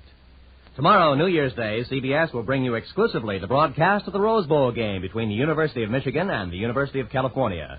Don't miss this colorful, exciting event, the Rose Bowl game.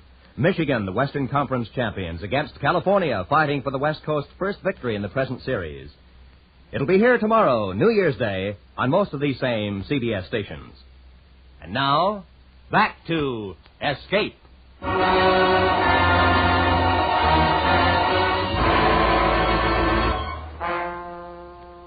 Well, next evening after work, I went walking down the lane that leads around Millsdale's Pond, attempting to put me mental processes into order, as you might say. Mostly, I kept trying to cogitate on some honest-to-Betsy miracle that I might up and perform. But it ain't such an easy matter for a chap who's unaccustomed to goings-on of that nature. No, what I wanted was the genuine article. You understand? No little shenanigans, but one to make people stop and say, blimey now, if that ain't a real downright miracle for you. And then, all of a sudden, I had it. I just happened to recollect a chap somewhere who stuck his staff in the ground and commanded it to blossom. So, I poked my walking stick into the edge of the turf. I backed off a wee bit, I pointed my finger at it and said, walking stick, become a blooming bush of flowering posies. Roses, by heaven. I done it, just like that fellow in the opera. Now then, what's all this here? Oh, Constable Winch, confound that man anyhow. Cease and desist, whatever it is. In the name of the law. Yeah, you there, Rosebush. Go back now, fast. Have a mind there who it is you threw in Bush as that. There. Oh, confounded, blundering idiot. Who's conducting nefarious activities under the cover of darkness, assaulting an officer engaged in the pursuit of his natural... Well... So it's you, Mr. Fotheringay. The fact being self-evident, Mr. Winch, I will not bother myself to answer. So you'll not bother yourself to answer, eh? And maybe you'll also deny that you just threw a great heavy mass of foliage at me? I do deny it. Then no doubt it just up and flew through the air, all by itself. Constable Winch, you have just hit the ruddy nail right on the head. Some more of them blasted hanky-pank conjuring tricks of yours. Is that it? On the contrary, it was merely a small miracle. You don't say so. In which case, His Honour might enjoy hearing you tell about it. So come along. I'll do nothing of the sort. Resisting an officer. That'll be another charge against you. Charge, indeed. Mr. Winch, you can take your charges and go to Hades. Constable. Mr. Winch. Oh, blimey, if he ain't gone and disappeared complete like. Now, I wonder if he...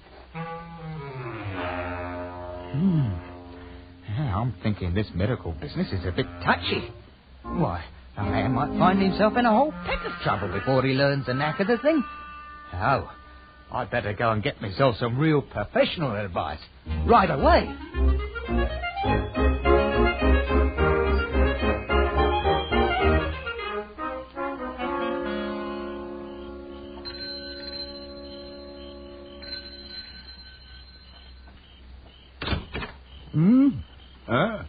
Oh, good evening to you, friend. A very pleasant evening to you. And the same to you as many of them, Mr. Matig. That is, your reverendship. Oh, no formality, no. None at all. You just call me Mr. Madig. Oh, well, now, thank you kindly, your Madigship. Won't you step inside?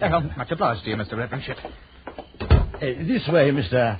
I can't say that I caught the name. Fotheringay. A George, a W, a Fotheringay. Ah, yes. Not from my parish. Well, yes, I attended services last Christmas. Indeed.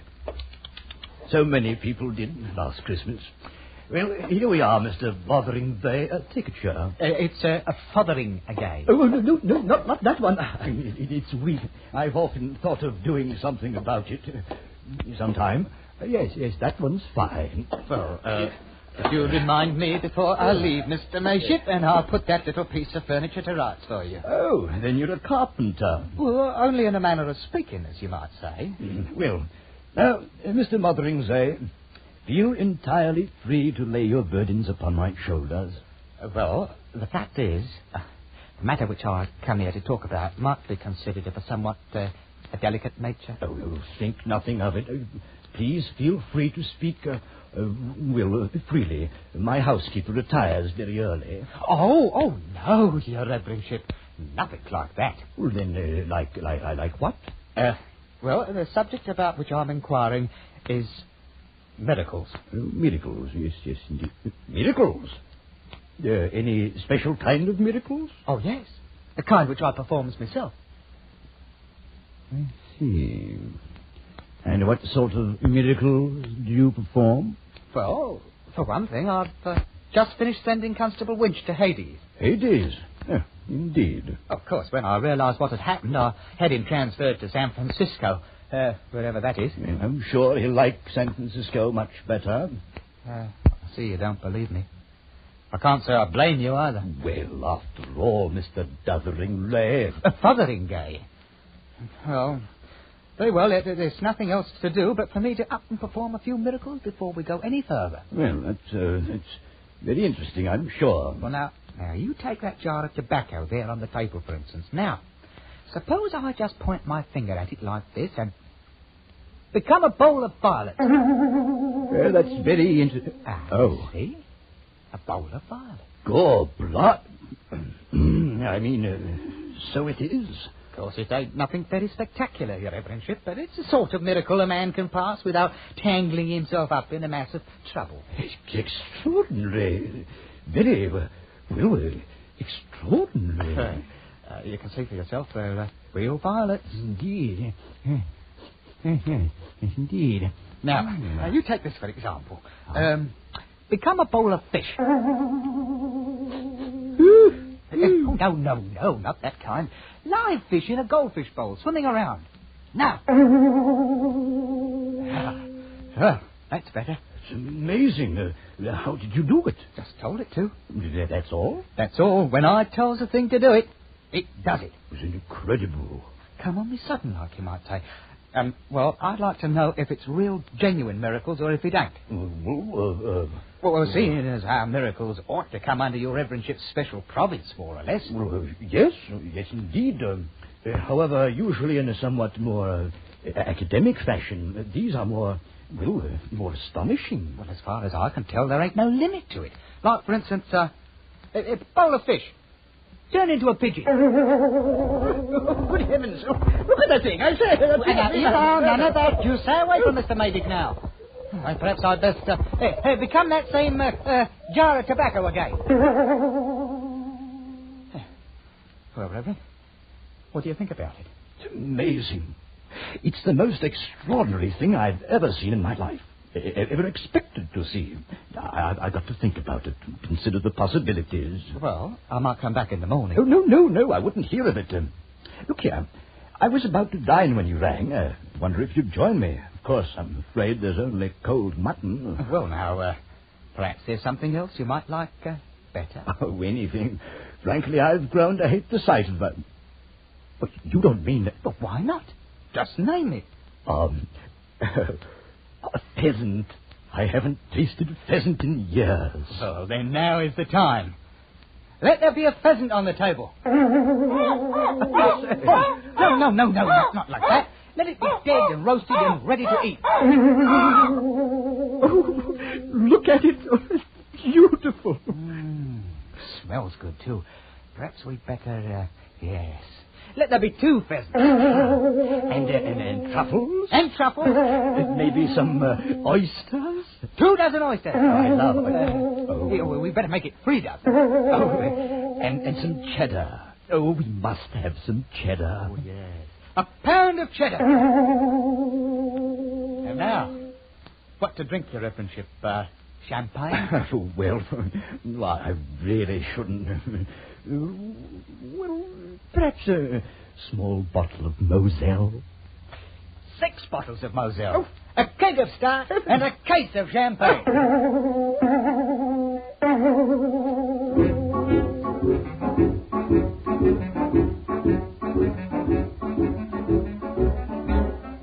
Well, there wasn't no mistake about it. I'd come to the right place for certain.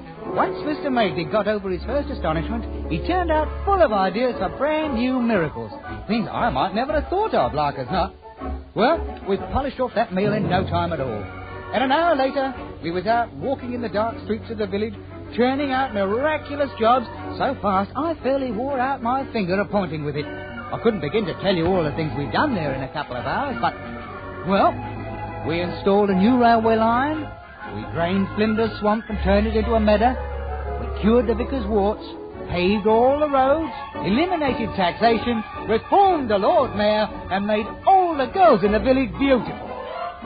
Oh, these weren't any of your 8 miracles. All of these were big. And we went right on turning them out, 1 every 2 minutes, just as regular as clockwork.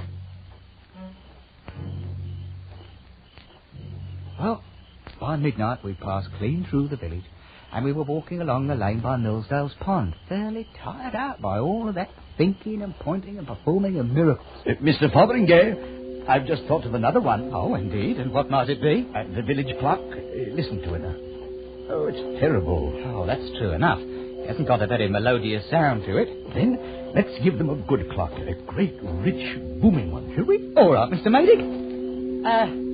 Let that there clock become a genuine London-style cathedral clock.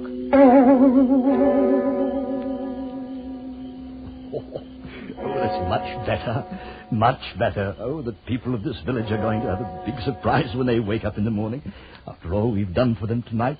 Well, I might say there's 1 or 2 things that we've done that I ain't so sure about, like turning every drop of alcoholic beverage into plain water, for instance. Oh, there's nothing to worry about, Mr. Fotheringay. You can always turn out a miraculous pint or 2 for your own purposes, and it will reform all the drunkards in the village. Well, perhaps so. At any rate, we might as well wait and see what comes of it. Well, what do we perform next? I really don't know. I can't think of another single miracle that we haven't already. Half a moment, Mr. Maydig. Yes? I just thought of one of my own I'd better take care of. Oh? Yeah. Let Constable Winch be right back in San Francisco again. See, he might be catching a boat or a train or something, you understand. I mean, I thought the best idea is just to keep sending him back there every once in a while. Oh, I doubt that you have anything to worry about. San Francisco is some distance away, you know. I keep trying to think of one more miracle. A big one. Something worthy of ending the night with, but Oh. Well, now. Huh? I say. There is one, you know. Oh, such as? You see that moon, Mr. Fotheringay? Oh, naturally. Nigh on to full by the looks of it. Remember Joshua? Joshua? Joshua? Oh, now, come off it now. It would be a wondrous thing to see. Well, now, that's a pretty tall order, making the moon stand still. Well, actually, it only appears to stand still. What really happens is that the Earth stops rotating. Well, I think we'd better not go monkeying around with the universe. Well, you probably don't have the power to do it anyway. It's really a superior class of miracle, you know. Oh, I've got the power, all right, but I'm not so sure it's a good idea. I could do it if I wanted to. Oh, yes. Yes, of course you could. Well, perhaps we'd better get along home. Well, I don't know now.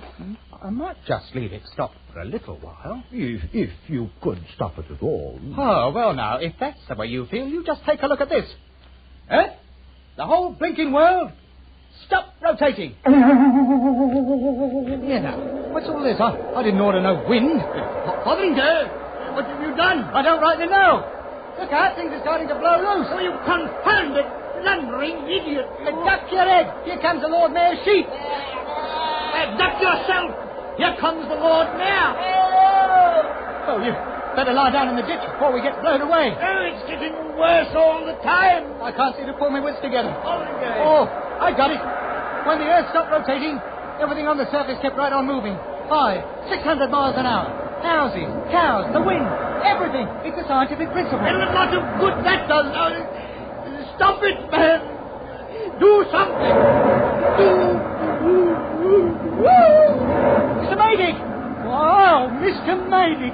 Oh, blimey, if he ain't blown clean away. Gone. Oh, now I got myself into a fine kettle of fish for certain. If only there weren't so much confusion, perhaps I could... Oh, now, that's it. It's the only answer. All right, now. Let nothing happen until I say the word go. And when I do, let everything go back exactly like it was just before I turned that blooming lamp upside down in the Long Dragon bar. And at the same time, let me lose this here miraculous power complete like. Just forget all about it. You got it now?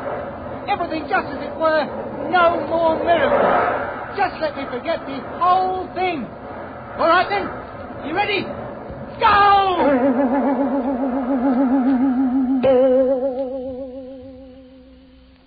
That's only what you say. And the same as anybody else might say who's got the least bit of scientific knowledge inside of their thicker heads. Aren't I right, Constable Winch? Couldn't actually say, Mr. Fotheringay. The subject ain't exactly in my province, you know. Neither are the same, Miss Bridges. Right along, Constable Winch. Irregardless, Mr. Beamish, miracles ain't possible. So you say. Perhaps you don't even know what a miracle is. Perhaps if I was to point my finger at that lamp there on the bar and tell it to turn upside down, I suppose you think it might do it. Well, I wouldn't say it wouldn't. You wouldn't say it wouldn't. Mr. Toddy Beamish, you haven't got a brain in your head. And I'm only wasting the time trying to enlighten you. There you are, Miss Bridges. Thank you kindly, Mr. Fotheringay. I'll be dropping in again when the place ain't quite so crowded. And so I bid you all a respectful good night. Well, Toddy, I'd say you got the best of the argument tonight. Glory be, will you take a look at this? What's up, Miss Bridges? Sixpence. He left me sixpence right here on the bar, big as anything. And so he did. The like of it ain't never happened before. Saints preserve us if it ain't a downright bloomin' miracle. That's what it is, a downright bloomin' miracle.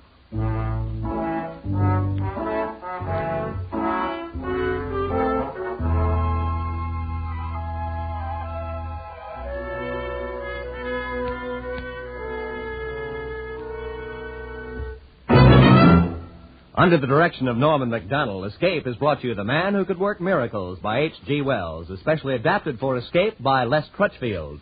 Ben Wright was starred as George Fotheringay.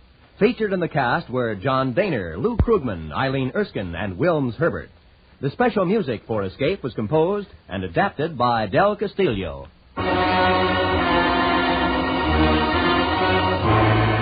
Next week, escape with us to the wind-swept peak of Mount Everest and the story of a man who sacrificed everything to climb it, as Leonard Lee tells it in his gripping story, Conquest.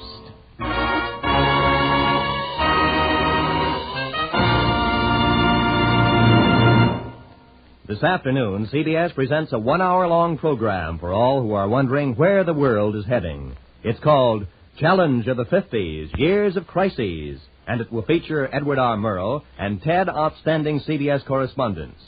It follows immediately on most of these same CBS stations. This is Roy Rowan speaking.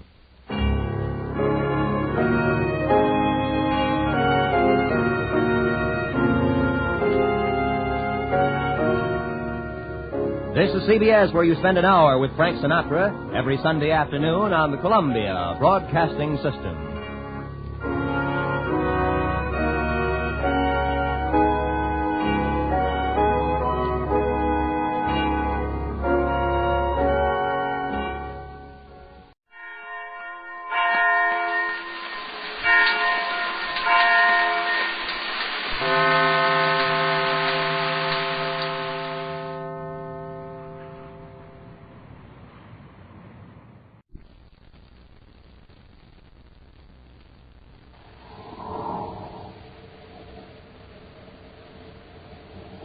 Wheat checks, rice checks, and good hot roastin' presents Space Patrol!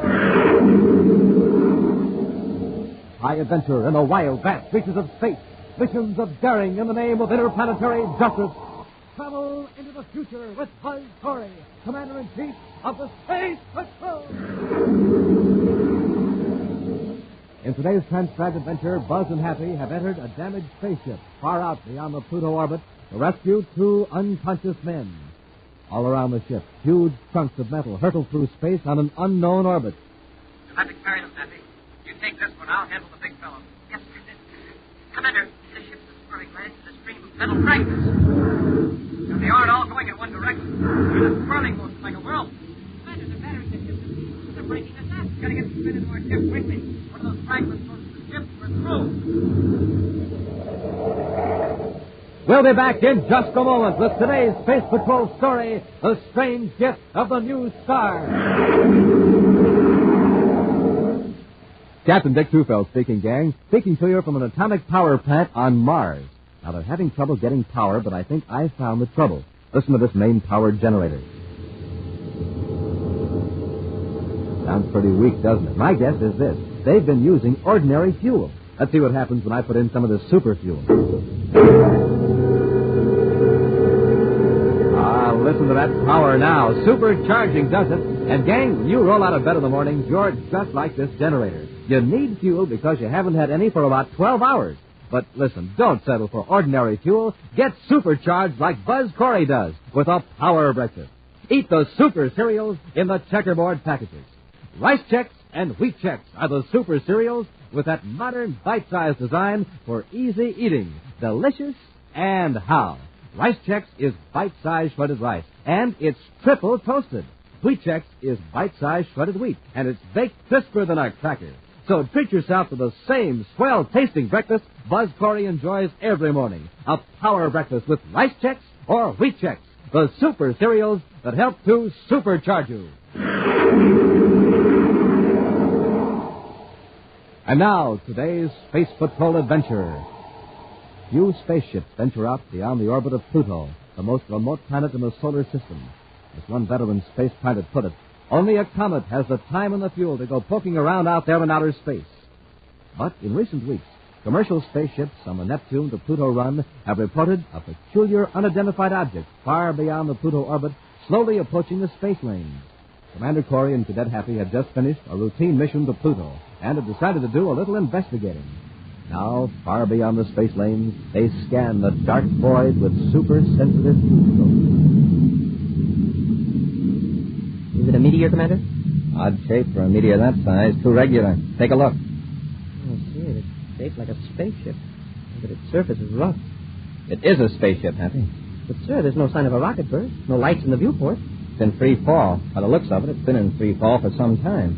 But, sir, if it's coming toward the solar system, well, where could it be from? We can tell more about that after we board it. Get our spacesuits, a thermal lights, and a thermal cutting torch. We may have to force our way into the airlock. I'll maneuver into position while you're getting the equipment.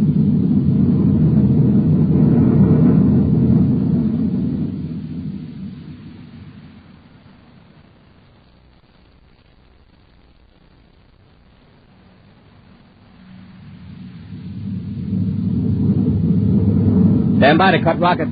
Standing by, sir. Cut rockets and apply magnetic holding field and secure airlock.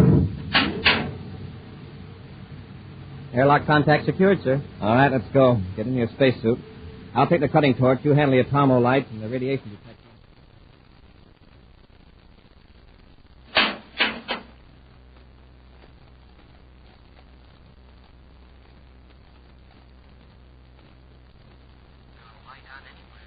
Flash your light over here, Happy. See if we can find the registry number. Doors open, sir. Nobody in the control compartment. No lights. Maybe this is a lost robot control job. I see the number now. It's U87. U87. Let's see, that would be... That's an old registry number, Happy. The ship must have been out of commission for 5 years. That I can believe. It's not a robot job, no. Better take a look around. Search the aft section. Yes, sir. Hey, look there on the floor. Empty ration containers. Turn your light on the air indicator. Should be up there in the bulkhead. Hold it, that's it. Did you read it, sir? There's some air in the ship, but the carbon dioxide factor is above the danger level. Commander, look back there, down the corridor. There's a man on the deck. Hold the light on him, Happy.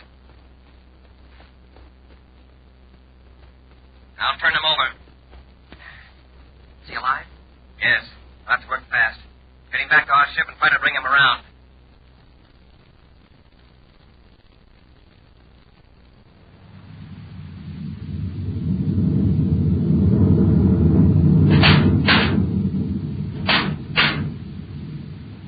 Commander?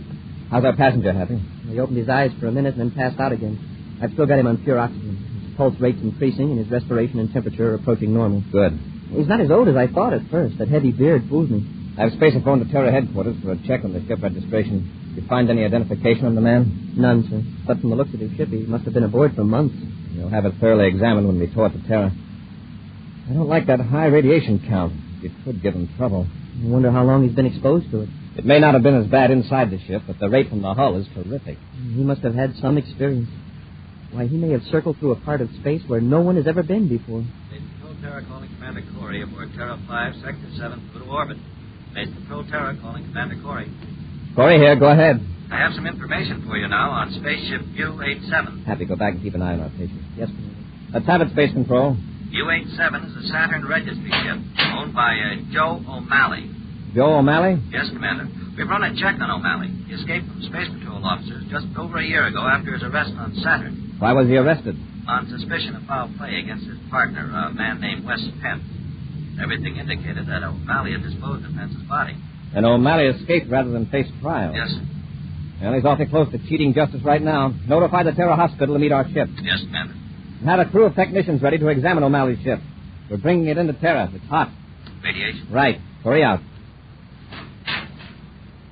Commander, he's conscious now. He's talking, but, well, he's still pretty weak. I'll go back and have a look. He wouldn't tell me where he's been. I asked him, and he acted like he wanted to slug me. Did you get his name? Yes, sir. Was it Joe O'Malley? No, sir. He says his name was Wes Pence. Wes Pence. Had he put on full acceleration for Terra, we've got a double mystery on our hands.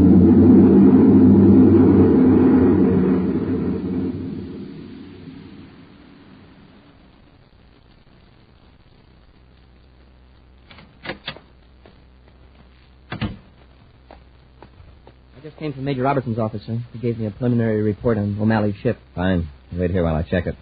I may want you to go over to the hospital and talk to our space hermit. Well, who is it, Commander? Pence or O'Malley? He may or may not be Pence, but he certainly was not O'Malley. O'Malley was much larger than this fellow. Heavier set and larger bone structure. Mm-hmm. Now I guess we know how O'Malley tried to get rid of Pence. Stuck him in a spaceship and sent him zooming out of the solar system. But the ship didn't have robot controls. And that was more than a year ago. Pence couldn't have survived that long.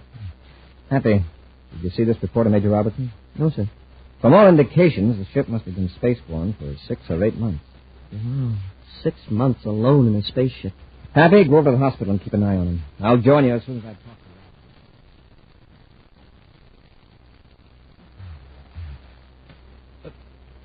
to you. What's wrong? Want some water, Mr. Pence? Doctor, you're not the doctor. No, I'm Cadet Happy. I've seen you before. No, I haven't. I don't know where. In the spaceship. Commander Corey and I found your ship out beyond Pluto. Yeah, as I told you, you saved my life. You just take it easy, Mr. Pence. Lie back and rest. I never felt so weak. My ship. Where's my ship? Don't worry, it's here on Terra at the spaceport. Oh, you brought it in? That's right. Fine. Where's the doctor? Well, he'll be dropping in shortly. I'll ring for the nurse if you want her. Oh, don't bother. I'm so weak. Oh, could you get me some water, Kidder? Sure. And raise the head of my bed a little less.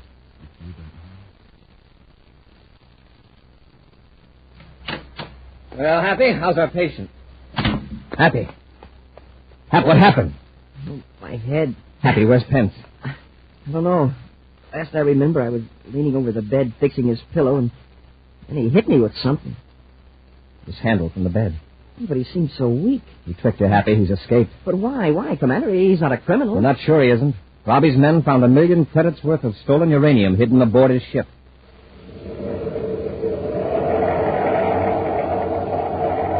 We'll return to Space Patrol in just a moment. Hey, gang, you want to hear something funny? Listen to this. That's all. That's Nick, though. So, cover off, buddy. Gosh, you're good. That's all. That's Nick, though. So, cover off, buddy. Gosh, you're good. That's a word scrambler, gang. A machine that scrambles secret messages sent by space patrollers over the spaceophone. You want to know what that message said? Here, I'll have the machine unscramble it for you. Listen. To get supercharged, eat a power breakfast with instant Ralston. To get supercharged, eat a power breakfast with instant Ralston. Boys and girls, that's one of the most important messages a space patroller ever sent. Yes, sir, when you sit down to a power breakfast with good hot Ralston, well, boy, oh boy, that's your day to shine. For instant Ralston packs a wallop in every spoonful. It's rich whole wheat. Remember, rich whole wheat. And that means it'll warm up your motor, tune up your thinking machine, help start off your day with a bang. That's the kind of start Buzz Corey gets. That's the kind of start he wants you to have. So come on, Space Patrollers, get supercharged. Eat a power breakfast with good hot Ralston.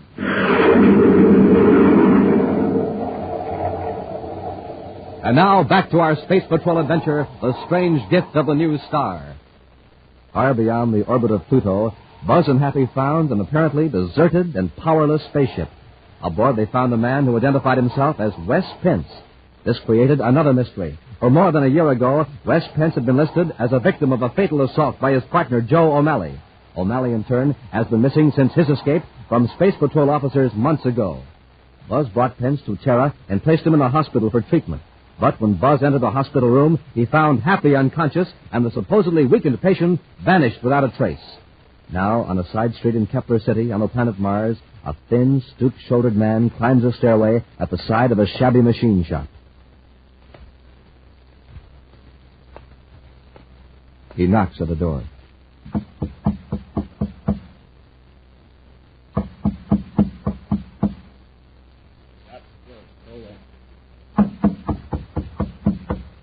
Better open up. It's business.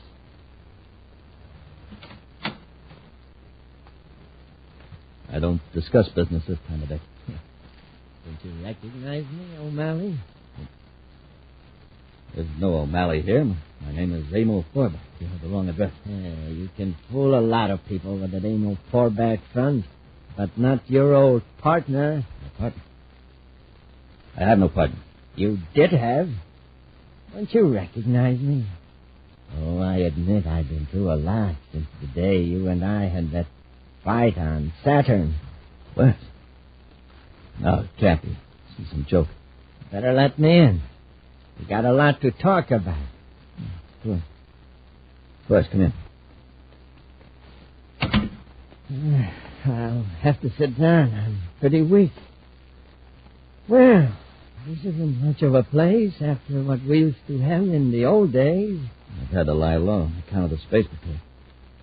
They think I did away with it. Yeah, and so did you. Until a moment ago. You thought I was finished.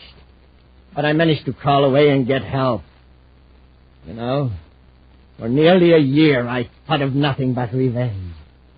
All those months on Venus, later out in space. Out in space? Yeah.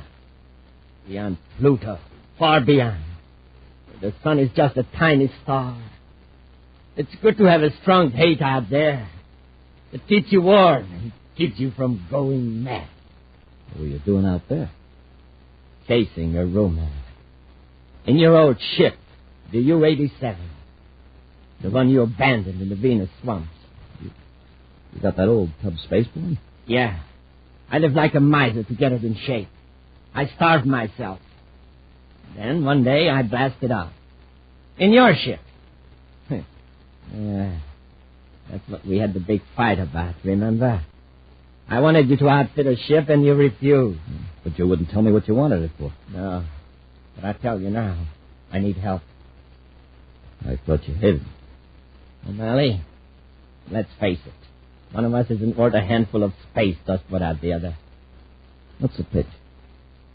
What's out there, West? Uranium. Pure uranium. Tons of it. You're crazy. I've seen it. You don't have to mine it. You just lower a cargo scoop and pull it aboard.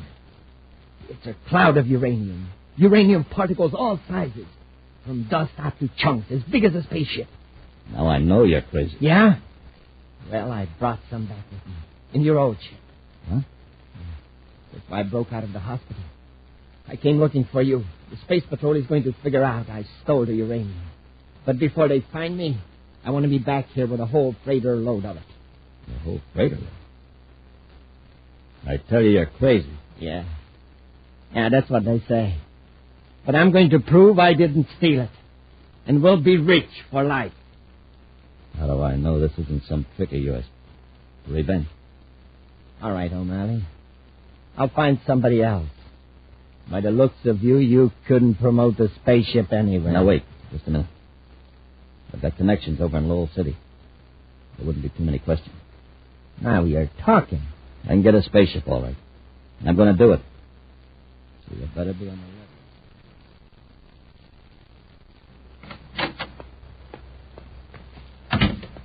We got a line on Pence, Happy. He's gone to Mars. To Mars? Yes, in a regular passenger ship. How did he get the money? From a safe deposit vault in the Terra Bank. Pence put it there 2 years ago. The banker got suspicious and reported that he identified Pence from a description. Oh, and then you checked with the spaceport? Right. He got on a transport ship to Kepler City. We're going to blast off right away and lead the search for him. As soon as he realized his ship was here on Terra, he knew we'd found the stolen uranium. That's another mystery about Pence and his ship. That uranium wasn't stolen. A careful check has been made at every plant handling uranium. None missing. But if he didn't steal it, well, why did he run away from the hospital? The more important question is if he didn't steal it, where did he get it? See, that's right. Pence couldn't have owned that much ore by himself. Suppose that uranium wasn't processed. Suppose it's natural, pure uranium. But, sir, it doesn't exist that way anywhere in the solar system. At least not in huge chunks like that. No, not in the solar system. But where did we find Pence? Sunken rockets. He had been outside the solar system. I have an idea Pence is going back. Where he came from. For more uranium? Mm-hmm. But unless he gets medical treatment soon, it won't do him much good. Huh? Pence is in a very bad way from his last prospecting trip. Come on, Happy, let's get to him.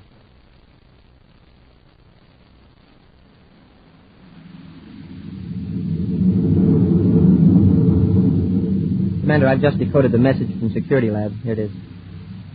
Very interesting. Rather startling, isn't it, Happy? Well, sir, I just deciphered it letter by letter. I didn't take the time to read it over. Something about uranium and helium. That's all I got out of it. It's a further analysis of the uranium on Pence's ship. A notation by Dr. Bryson. What does he say? According to him, pure uranium could be found in space. Matter hurled off by forces in a newly formed star, he says, might consist almost entirely of uranium. Well, isn't that the way the solar system was supposed to have been formed? Yes, but our system is billions of years old. The original uranium has decayed into lead and the other elements, including the lighter gases like helium. Well, then this stuff that Wes Pence found could be a hunk of a new star. Well, new as far as the life of uranium is measured. Could be millions of years old. Doesn't sound very new to me. No, but in that time, it could cross interstellar space and come close to our solar system. Space Control calling Commander Corey aboard Terra 5.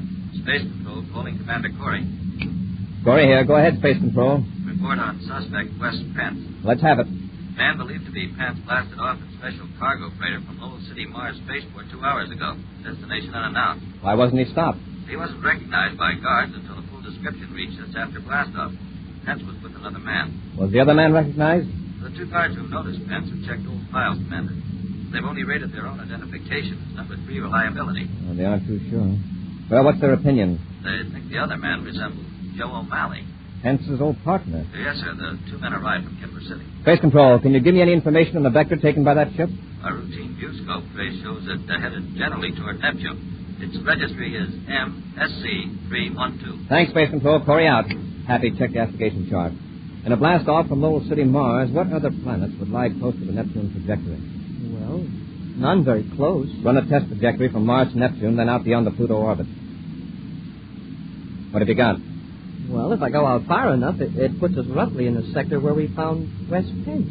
We'll keep on that vector unless we hear that their ship has been sighted in some other part of the system. You think they're going out for more uranium? If they are, they're in for a good long trip.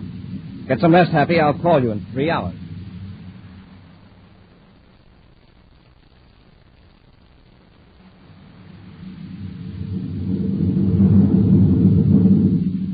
How much further is it? Just hold this vector.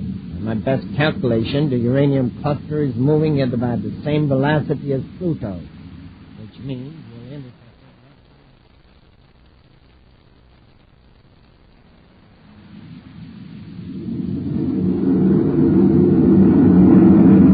Happy, I think I picked them up on the viewscope. That's about time. I begun to think they'd veered off on another vector. Not only that, but I found something else in the viewscope. It registers as a blurred object, a collection of small fragments. You mean this thing up here in the corner of the screen? Right. Hence the ship seems to be heading right for it.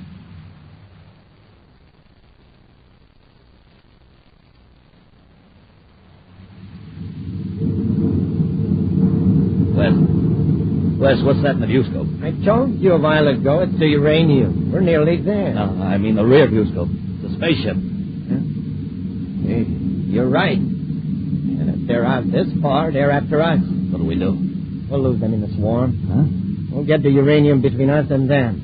When they get closer, those pallets will cloud out their viewscopes so bad they'll never find us. Here, let me take the control.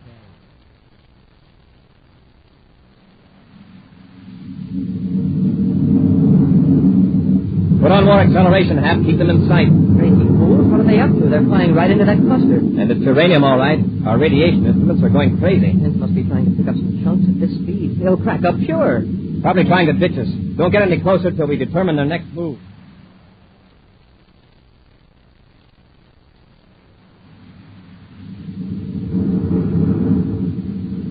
It's working. We got them buffaloes. Space Control, all right. Yeah, Terra 5. That means Commander Buzz Corey. We'll evade them, scoop out some uranium, and head back for Mars. Wes, look out. We're right in the middle of the swarm. Calm down. We're keeping pace with them. Wes, do something. Got us, the ship. Look the compartment before we lose our air. Help me. I'm hit. I can't. Right into my shoulder.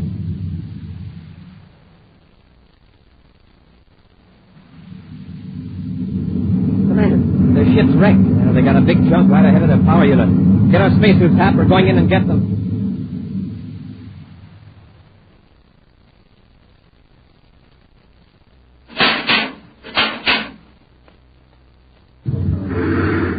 Hap, the cluster isn't all going in the same direction. It's in a swirling motion like a whirlpool. It's battering the ship to pieces. Hurry, Hap. Keep moving. If one of those hunks of uranium wrecks our ship, none of us will ever get back alive. Look, Commander. The nose port is cracked. There's the big break. Hurry, we gotta get Pence and his buddy into our ship before this one's riddled. Yes, sir. Into the airlock.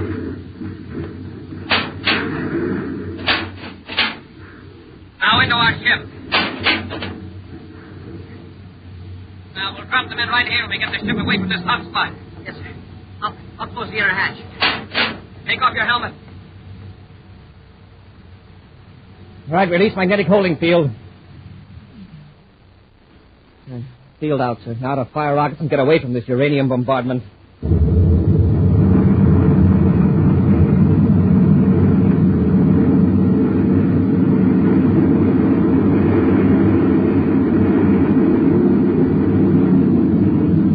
We made it, sir. We're out of the stream. Yes, but look at the other ship. A hole the size of a space car all the way through the control compartment. We got out of there just in time. We're heading for Terram. You take care of our passengers. Oh, Pence is coming around. O'Malley. He's safe, Pence. Just lie still, and I'll bandage that shoulder. So that's O'Malley. Yeah, it is. You know, Commander, this makes twice you two have saved my life. That may be. If you don't mind telling me, why did you run away from the hospital and come out here on this wild expedition? Well, O'Malley and I wanted to get a share of that uranium so we could prove I didn't steal the chunk you found in the other ship. And to make yourselves a fortune, huh? Well, I guess that did enter into it. You took all that risk for nothing, Pence. We've known for some time you didn't steal that uranium. Then O'Malley and I are free. O'Malley is, but you aren't. You can't go around slugging Space Patrol personnel and get away with it. You remembered the incident with Cadet Happy in the hospital. Yeah, that's right. You'll have to take whatever punishment or fine is coming to you. I'm sunk. I can't pay any fine. I'm broke. He's a comedian. It's the truth. It took all the money I had to leave the spaceship. You talk strangely, Pence, for a man with 1 million credits worth of uranium. Huh? That uranium you brought in your ship, it's yours by right of discovery.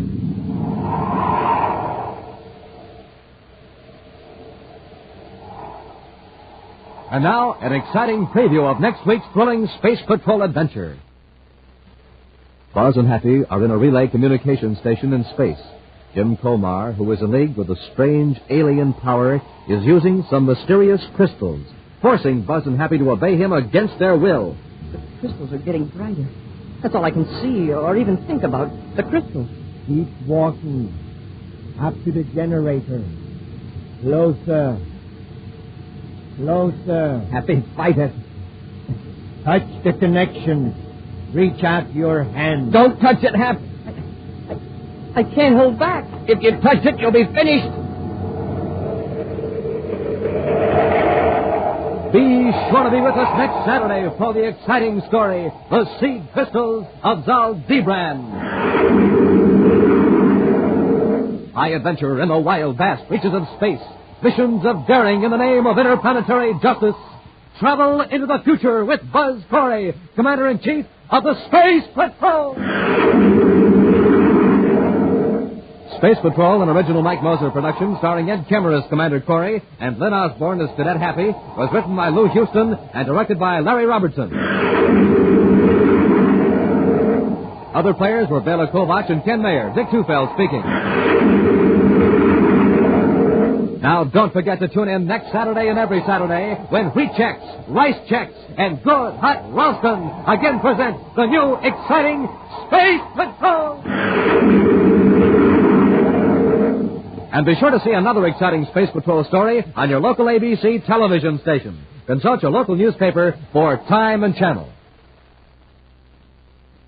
And now, a special word to mothers about a clever new idea. A salad that looks like a queen's crown, studded with jewels. It's peach coronation salad, one of the easiest and thriftiest salads you've ever made.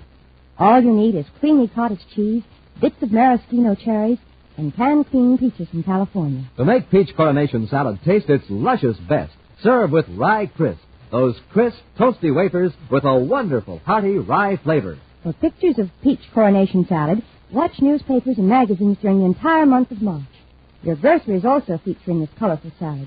Look for coronation salad displays at his store today. Be sure to serve with rye crisp, the perfect food to make other foods taste even better. For your figure's sake, make your bread rye crisp all the time. Only 21 calories in a double square. The famous rye crisp reducing pan is printed right on the package. Remember, it's smart to make your bread rye crisp. Space Patrol comes to you transcribed from Hollywood. This is ABC Radio Network.